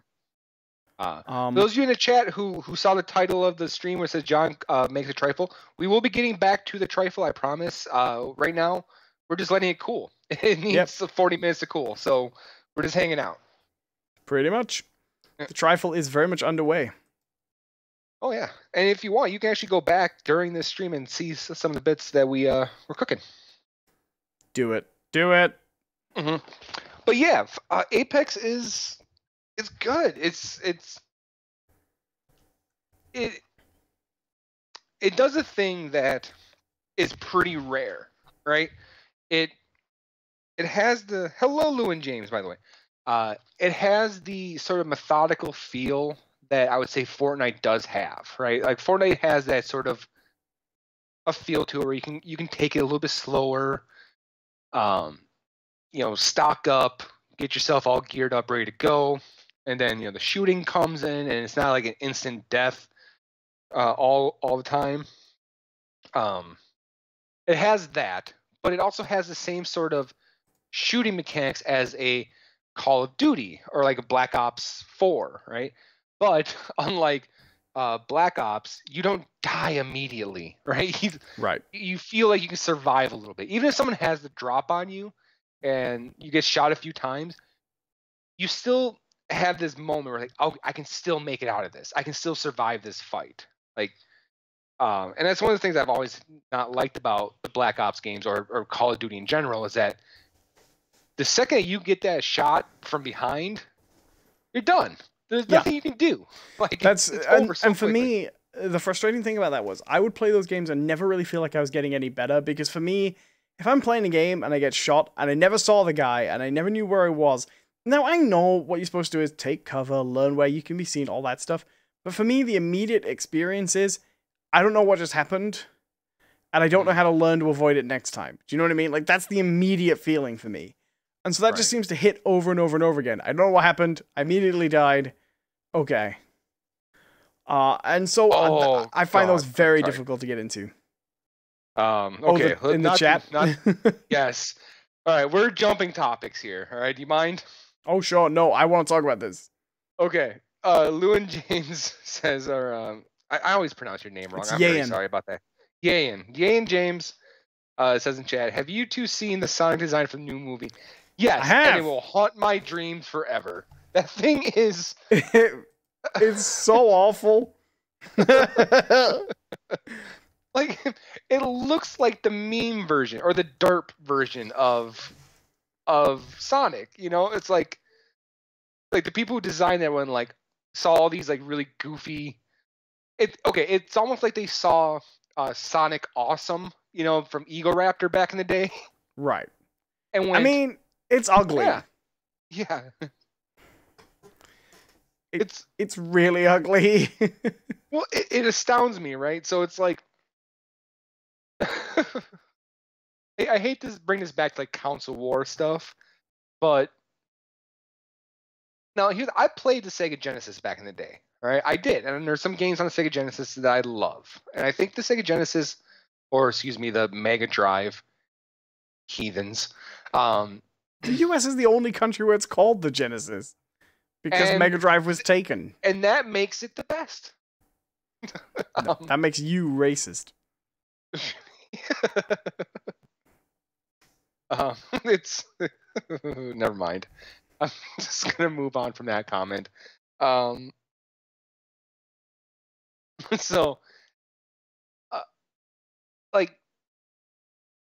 I would say that I think Sega has always lagged behind Nintendo when it comes to, like, handling their prized properties well. Right. Mind you, Nintendo did just give Mario to the people who make Minions. That's true.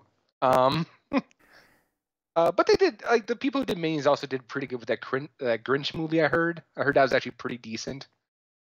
I read a review of it from someone that said the Grinch was the first time I'd ever fallen asleep in a movie. And it might be because I'm getting old now, but I don't think so. That's what it said. I thought it was pretty funny. So it's weird how when we go like so far ahead now to nowadays, so we have 2 movies coming out, right? We have the Sonic movie coming out. And we have Detective Pikachu coming out, right? Oh, that looks great though. Right. So that's the problem. They both kind of follow the same design, right? Where we're kind of making our characters a little bit more realistic in the real world. Like we added fur to Pikachu. We added like a skin to a Charizard. You know, like a texture, a skin texture. But with Right? Sonic, And it looks great. with Sonic, like, they sort of made him like buff, and they changed his eyes, so he's got 2 separate eyes. But he looks. It's his body, right? He's got these weirdly human shoulders and arms. Well, that's what it is. It's like they took a small bodybuilder, right, and threw him into a pit and injected him with more steroids and rabies. He looks completely wrong. I feel of like Yeah. he looks so wrong. And then, but he's still got like, so they've made his face more detailed, but then his mouth's still like a cartoon mouth, and then he's still got like a cartoon character's naked crotch. So he's got like a featureless crotch, which obviously great. He can't be like flapping around with a big old Sonic dick down there, but Says who? I would love that. Like Satan from Dante's Inferno. Right. That would make my day. But yeah, you it's know. like they took like an actual bodybuilder and just like rolled him around in glue and blue felt, and they're like, here you go, here's your Sonic. And then He's I think the thing that actually throws me off the most about him is his weird like incredibly well defined legs. Like yeah. like- And then they gave him like Nike shoes. it like if those legs were on like a human, like damn, this is nice legs. But if you put them on Sonic, it's like, oh god, like what have you done? It looks so.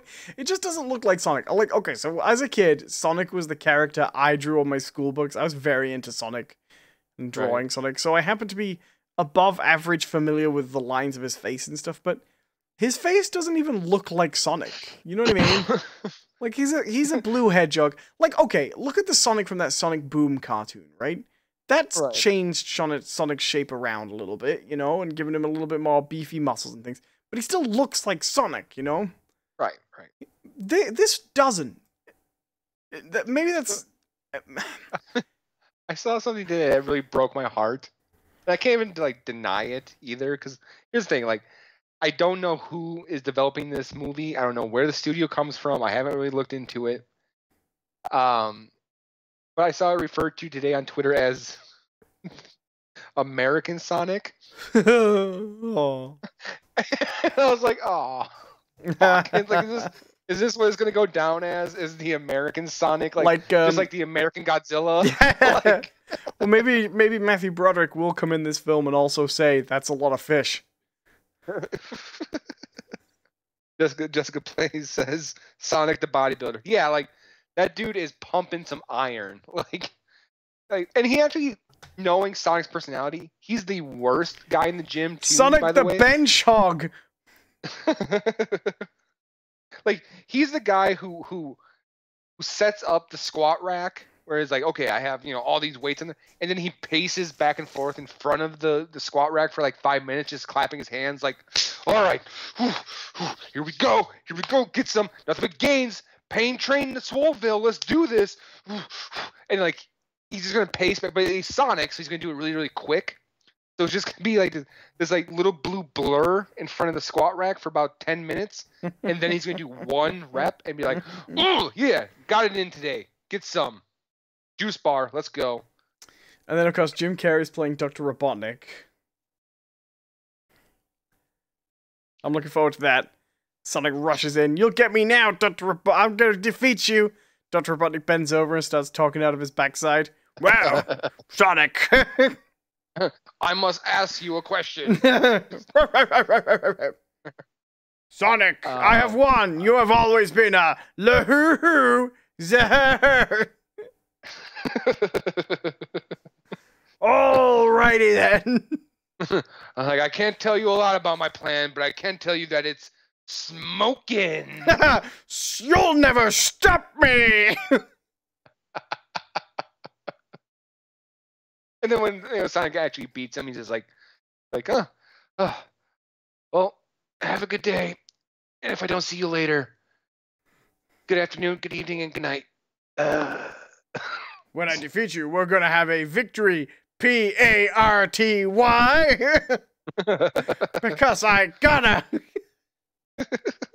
Hello, people who are younger than us and John. So sorry, than me and John. Us and John. People who are younger than John and I.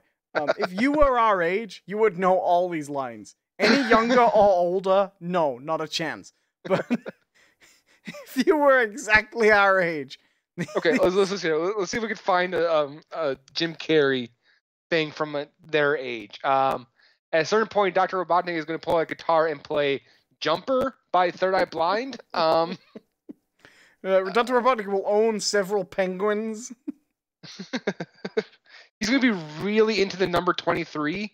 There'll be a period of time where Dr. Robotnik takes a pledge to say yes to everything. I really do miss the era when Jim Carrey had been in precisely 3 movies and everybody knew all the lines to it. Bumblebee tuna. Bumblebee tuna. And the thing is, like, no one wanted to, like, really catch on to anything else. Right. Like, oh, he did another movie. Did he? Did he? Shakaka! We got these 3. We're good. We're good.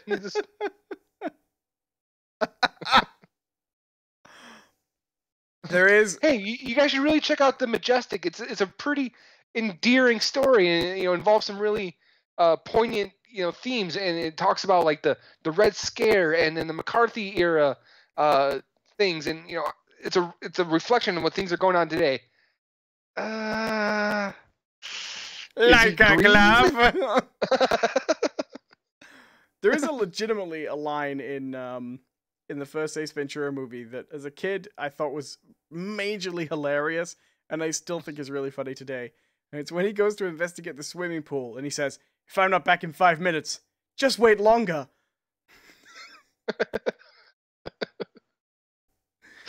It's pretty good, actually.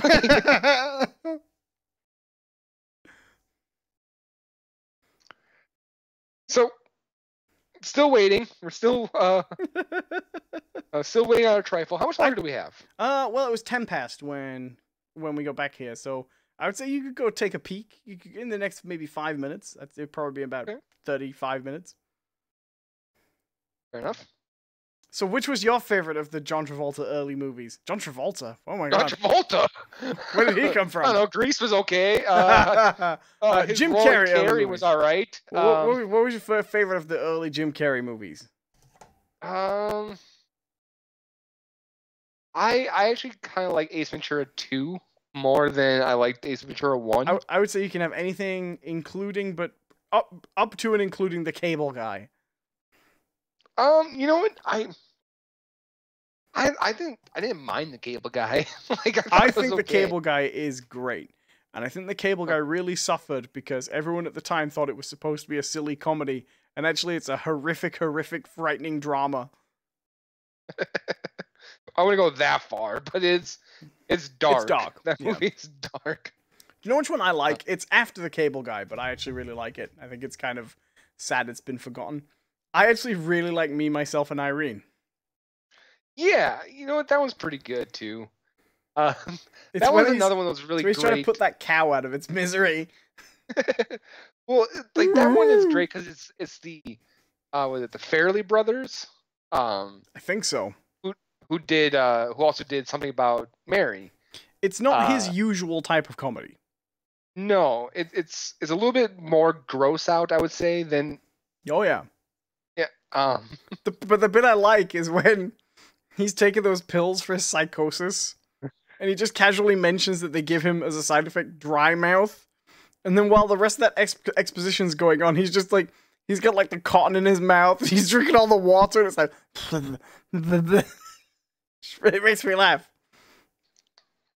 Oh, James, we're actually going to avoid that today.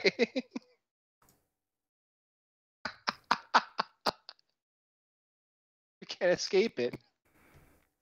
Yeah. No, sorry, yeah, we're not doing that. Yeah, This is a comedy show. Let's say Owen did watch it. He said it was pretty. What do you say? Riveting. No, haunting was the word I used. Haunting. There you go. So it's probably good, but riveting. I was gripped. I couldn't wait to watch the next exciting scene. But let's just say that is a topic that we don't really want to get into. But for all intents and purposes, go watch the documentary. I heard it's pretty decent. But oh yeah, it's a real popcorn flick. I started watching a documentary today. I haven't finished it though. I have also started this, and I fell asleep not because the documentary was boring, but because I was just very sleepy. And I ended up sleeping through. I saw the whole thing. I saw it beginning to end, but I was asleep for a large part of the second half. So I'm gonna watch it again. So we started watching a documentary called Behind the Curve, which is it's a documentary following three flat earthers. Yes. And one of which presents damning evidence herself that she is a CIA plant. Oh, good. No. Oh, you haven't got that far yet. It's very enjoyable. So, I'll say the moment I turned it off, right? And oddly enough, it was probably the most cringy thing I saw, and it has nothing to actually do with their flat Earth beliefs. If you guys don't know, flat earthers are a bunch of lunatics who believe that the Earth is flat. Okay. Are they lunatics, or are they just aware of some information that the rest of us aren't? Are they really just true skeptics who can look past the... I actually have a theory about this whole thing, and it's kind of sad, but I'll get to it. Right? But there's a moment, right, where it starts following this guy, right? What's his name? Mike Sargent? That's him. Yeah. So I'd seen his videos before, by the way. He is very well known. So it's following this guy who's very much up his own ass. Okay. Oh yeah, he's very fond of himself. He is popular within the flat Earth community, and despite the fact that he's very up his own ass, he seems nice. Yeah, he actually seems like a kind of a decent guy. Mr. says it looks flat. Yeah. Sure. Have you got to the bit with the laser gyroscope yet? No. So that's the best bit. This is the part where I turned it off, and not because like it was so cringy I had to turn it off, but we decided to play Apex. But it was when Michael and what was the girl's name? The woman's name, Trisha. Where they kind of talk a little bit about there was a possibility of a relationship between the two of them. Right? And it shows a clip from their little show that they do together. They're very fond of themselves. Yeah, and someone in the chat, I guess in their chat, goes, "So are you two together? Like, come on, is it?" And Trish goes, "Oh, come on, huh?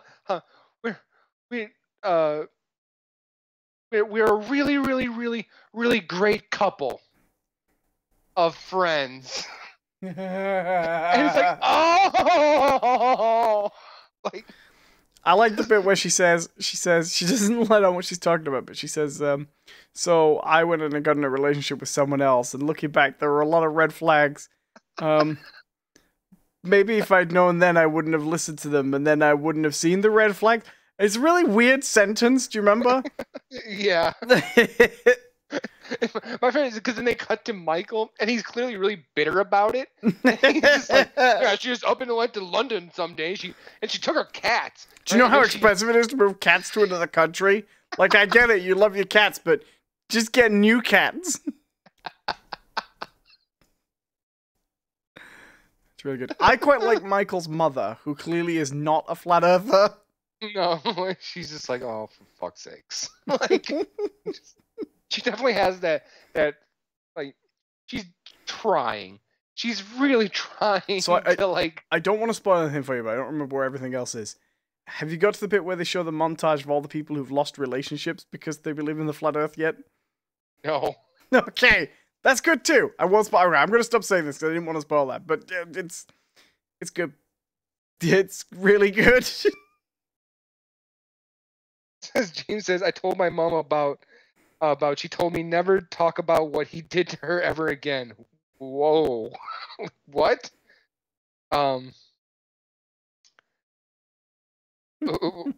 Okay. I hope we're still talking about the documentary there.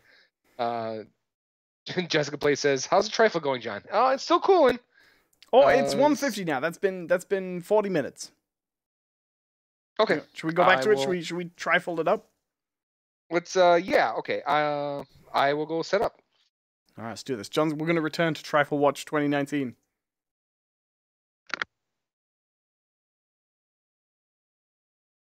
I suppose I should say interesting things while we're waiting for John.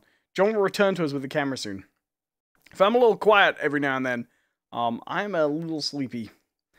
So I have been trying to drink less caffeine lately, which I did today. I consumed less caffeine because I've been very on edge lately without caffeine. And then the more caffeine you drink, the less it does, actually peps you up.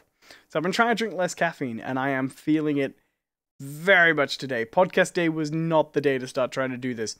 So whenever it comes around to me just talking for a little bit, you may notice I am very sleepy. I'm really out of it. Hopefully, we'll have a Jonathan with us soon, though. He'll be able to distract us with stories of Trifle. I'm looking forward to seeing how this turns out. Oh, here we go. Are you back, John? You ready? I can't hear you, Jonathan. If you can hear me... Can you see me? I can see you. My hand? See me. See my hand? Feel me. Yeah, I can see him. Okay, because I can't. I can't see it at all. That is an ugly hand. Oh. I can see your hand. I can see your thing. It's a very different color from last time, though. Everything's all red. Oh, because I don't have... I'm missing something. Okay, I'm going to put you back on the stream. Are you ready? All right, 1 second. All right.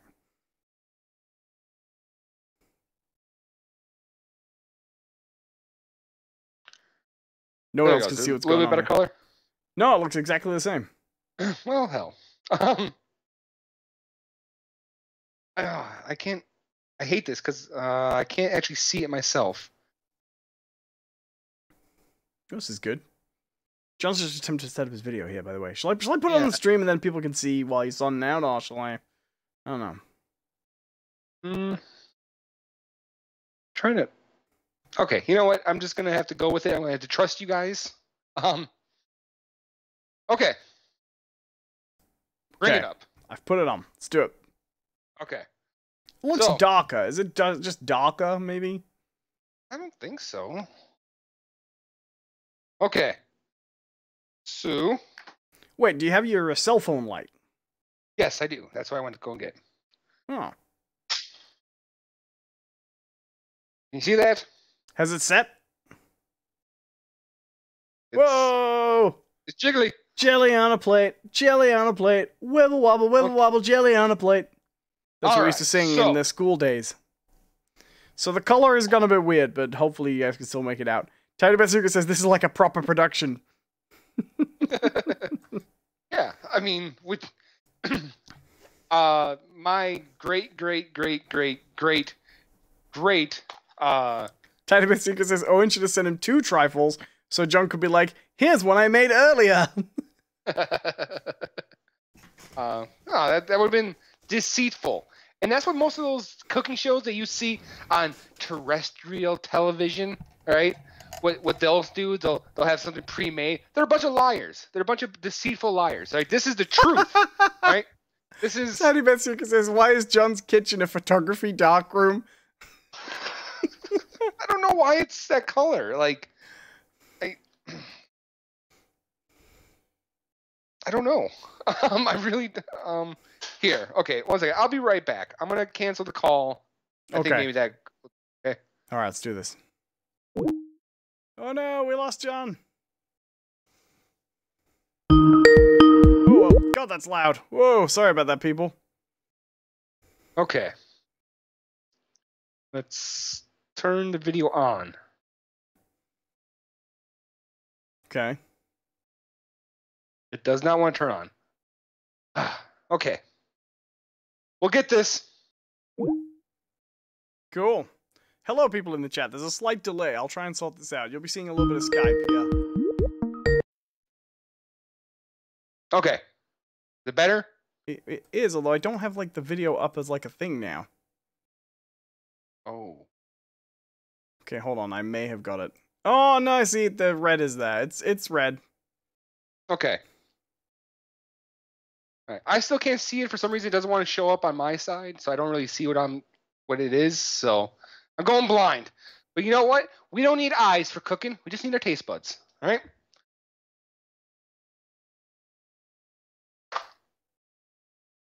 You with me? Kind of. All right. So now we gotta do. We're not quite done yet. All right. So let's see here. Where did my great grandbrother's directions go? Okay. All right. Now I gotta spoon the cooled custard over the surface of the jelly and leave to cool completely. Well, we're pretty close. So we're going to spoon this over. Come on. Oh. This is so gooey. Are you dead, Owen? I need... Sorry, I was trying to get the stream sort of thinning the screen better. Ew. Try not to break the jelly. I'm not breaking the nothing. All right. Just the only thing I'm breaking is barriers. All right. Just for so long everyone's like, oh, you got to be a classically trained French chef, which I am, which I've already said. But Smoothers is POV cooking from inside the jelly, hence the red effect. Tiny Bit Suka says, "Is the jelly definitely set? This is when my trifles go wrong." Oh yeah, no, it's good to go. Like, Tiny Bit Suka says, "Dear God, that's lumpy custard." Yeah, it is quite lumpy custard, isn't it? Does it look smoother to you? Nope. All right, let's get a side view on this. All right, let's just see if I can get this without destroying my setup here. I think the reason the color looks all wrong is because you started off filming on the floor this time, whereas you started filming higher up last time, so the color was able to set brighter. So, how's that look? That looks pretty good. All right, a little lumpy, but we're there. We're there. No, it looks delicious. You were holding it a little over to the right, though. You want to move stuff a little further into the lens. Okay. Let's. No. How are we doing? Yeah, so pull a little further back, and then a little over to your left. There we go. A little down. That'll do. It's fine. Cool. That's a bit closer. We can only see like half the bowl. Oh man, those lady fingers look good. Okay. Trapped in there forever. China Basic says it looks like cauliflower. Which, as we've learned in this stream, is the perfect vessel for pizza. Okay. So red. Everything's so red. Tiny Basic says his headphones and hat are no longer green. That's true. I don't know why it's so... Try pointing it up, back where it was when you first started, like at the Culture Club thing, and you with the lights on, and then try restarting the call. Okay. Because then we'll have your fridge in. It'll calibrate from your fridge.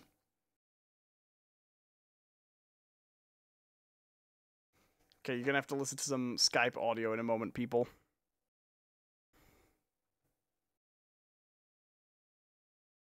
China's Best Secret says, OMG, we're hearing the direction from the gallery that is normally fed to the chefs.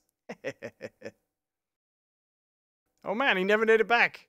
He's gone forever. Jonathan. Whoa, God, that's loud. Hey, where's the... Hey. Cool. Okay, hold on. No, it's no better. That was a waste of time. Really? It actually looks kind of better from my point of view. Oh, no, I see what you guys are talking about. I don't know where that's coming from. Oh, where's the little one gone? Where's the little camera version gone? There we go. Yeah, I don't know. It's dark. Very dark. Well, we gotta wrap this up, all right? We gotta finish up the trifle. We gotta soldier on, red screen or not. 2, we gotta measure 110 milliliters. Okay, I want to bring this up in the world of cooking. Okay. When you're writing directions down on things, don't make it like, oh, here's 110 milliliters. Look, cup, quarter cup, 1/3 cup. Let's go with that, all right? Because we don't do that in the UK. That's only in American cookbooks. Oh God, because like, I'm sorry, I don't have my measuring cylinder from chemistry class here with me, right? We tend to have measuring cups around, but I actually agree with you on this. I think cups and spoons is a much better way of doing it. It's how I look up American recipes when I'm cooking. Okay, so I gotta measure 4 fluid ounces. Oh, that makes it easier. Of cold milk into a small bowl and sprinkle on the sachet contents, or as normal people call it, a packet. Nah, it's a sachet here. Americans don't do words good. We do our words efficiently, okay? We don't need to muddy up the system with a bunch of silent consonant shit. That's definitely what's happening. Okay. So let's bring it back down. All right. Bam. Okay. So I need about 4 fluid ounces of milk. So this is for the dream topping. This is for the dream topping. That's right. So if you went to a supermarket and bought a prepared trifle, this would just be fresh cream. All right. That feels like 4 fluid ounces. All right. Fair enough. I have barely any milk left, so. In Wisconsin? Isn't that a crime? Have you got any chocolate sprinkles as well? We have. I'll just call 911. It's deemed an emergency here, so they'll deliver me some fresh milk. Nice. Okay, so now I gotta sprinkle in the topping. I can't just pour it in. No. You gotta sprinkle it. Well, I can't do it, otherwise I'll just clog up the top and it will not mix. Trust me. Well, that's bullshit. You're doing that just to annoy me.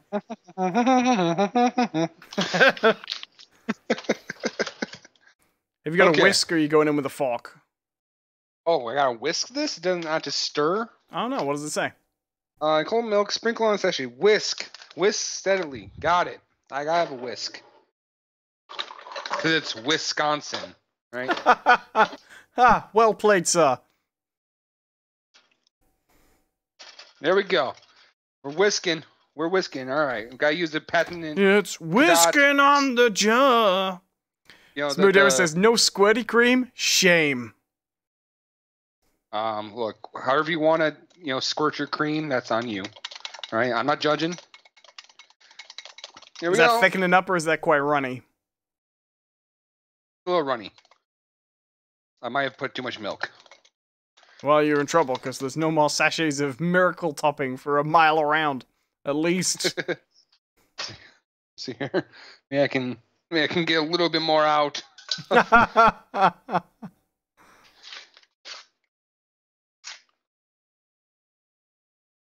Oh yeah, that'll make all the difference. Fixed. We soldier on though. I'll thicken it up a little bit. Good. Cool. Okay, we're just whisking. This This is supposed to be like whipped cream, I think. Sure.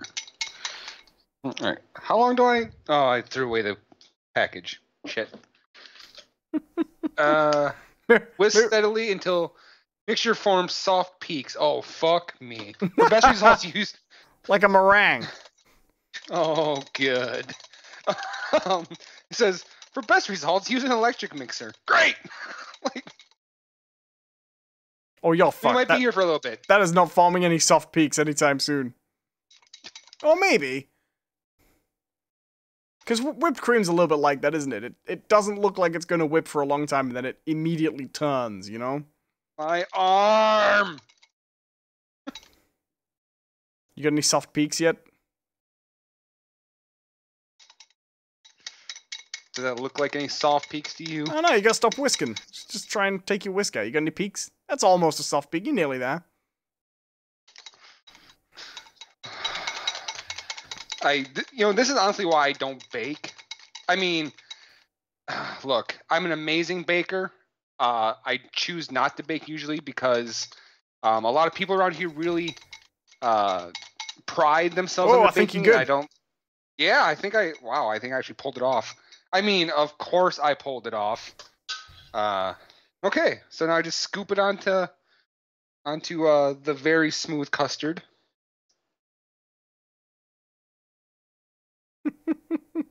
The camera adds 10 lumps. How's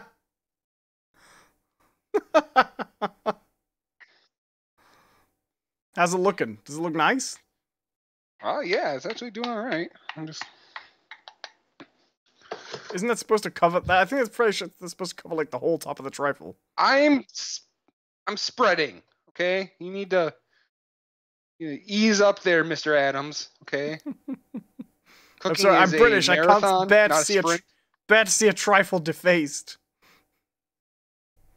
Like a picture of the Queen for me.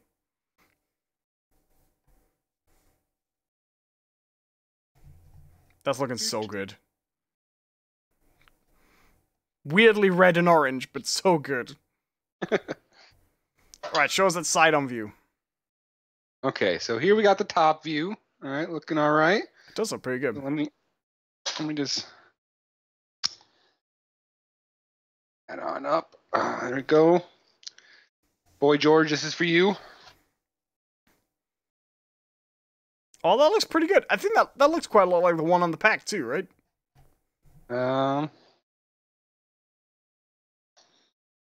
Oh, well, they do not put that much dream topping or custard in there. Right. I think I did it. I think I pulled it off. All right. Okay, you should have some chocolate sprinkles as well, alright? No? What? Yeah, that pack came with chocolate sprinkles as well. Oh shit, there is. I mean, this is basically a vaguely chocolate-flavored dust. Alright, let's bring it back down. Sort of. I'm getting further and further out of... There we go. There we go. Hey! Hey, and my laptop. Okay. God damn it. As we see, John is about to put the finishing touches on the trifle. Get ready to post in the chat, trifle achieved. On my mark.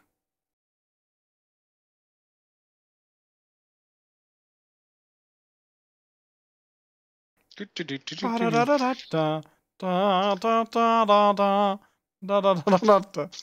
a trashy food kit. It makes me laugh. Alright, guys, trifle achieved! Oh! Killed it! Woo! What?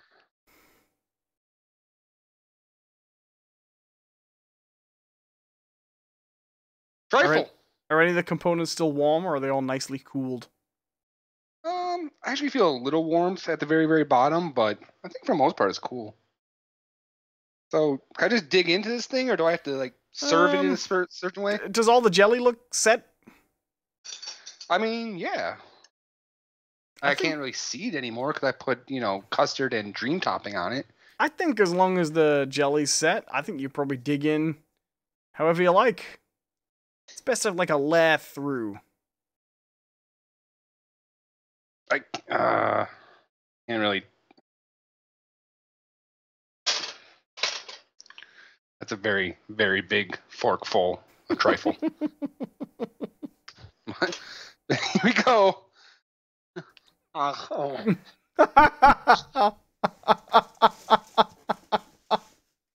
I'm so glad we have that on camera. Not bad. Not bad. I'm gonna make a "You're the Man Now" dog site with that.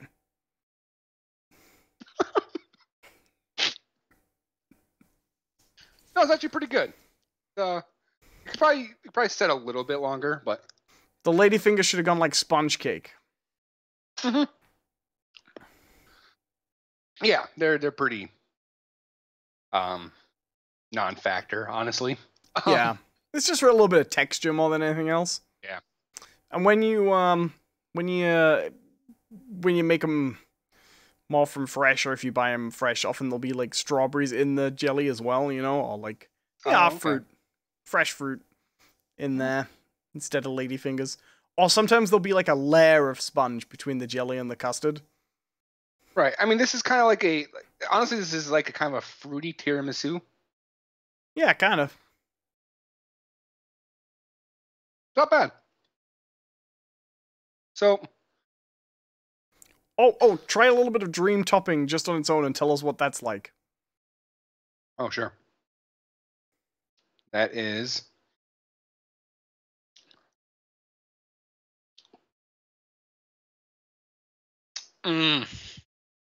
That is not great. It's for our American viewers out there. Imagine taking like a really wimpy Cool Whip and just take a spoonful of that.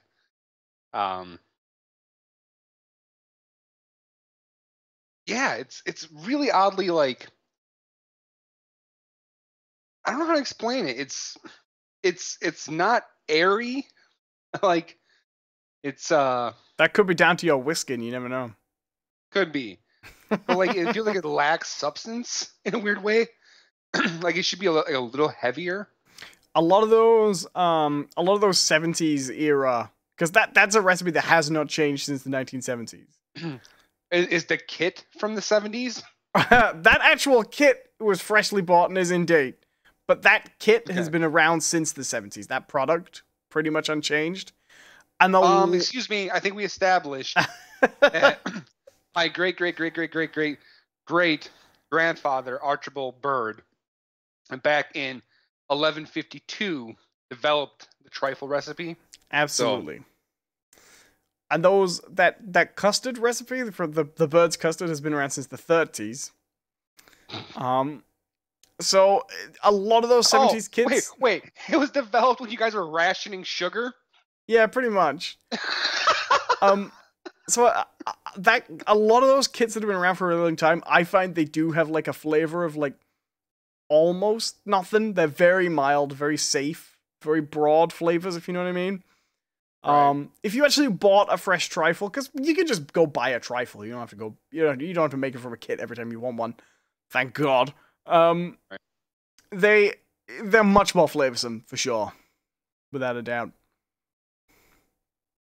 Because they actually have fresh cream on it.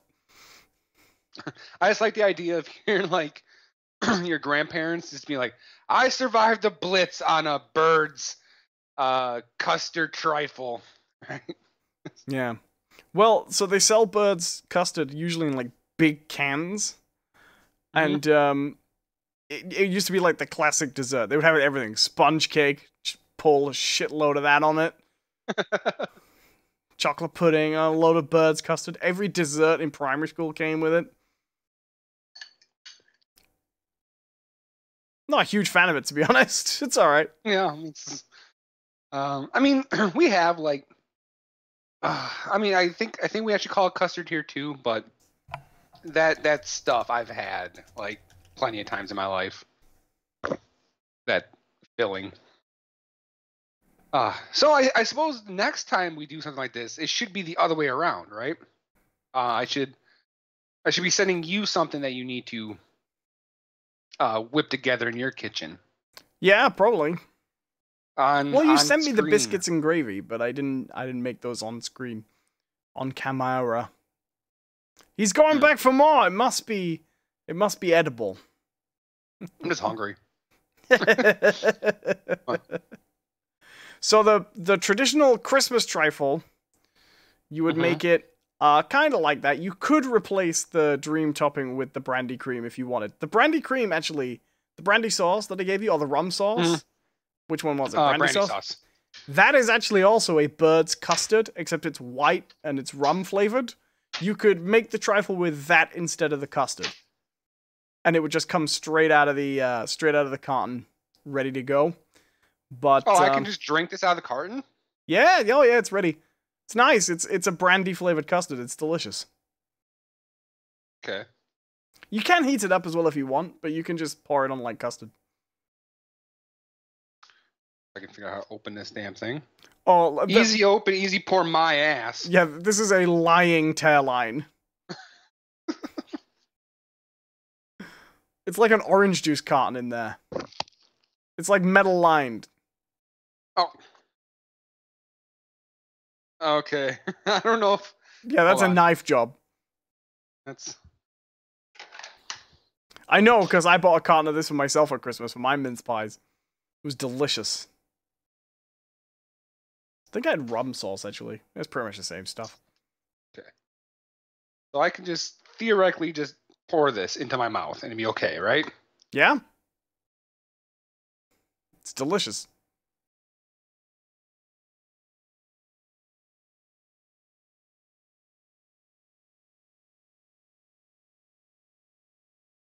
How you liking that? Is that good?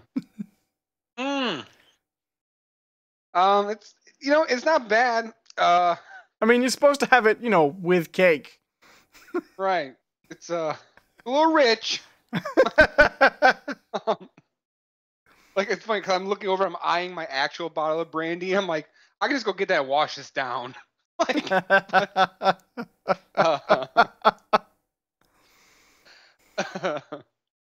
all right. So we had some fun today, but I think it's probably about time we call it. Yeah, I think so. All right. Thank you all for watching. This has been a fun episode. This is great. What's that? You're on camera for this, for the closeout. Yeah. So thank you all for watching. Once again, I've been one of your hosts, Jonathan Cadot. With me, as always, has been Owen Adams. Owen, where can they find you? Go to my YouTube channel, youtube.com/Owen Adams. And where can they find you? Awesome.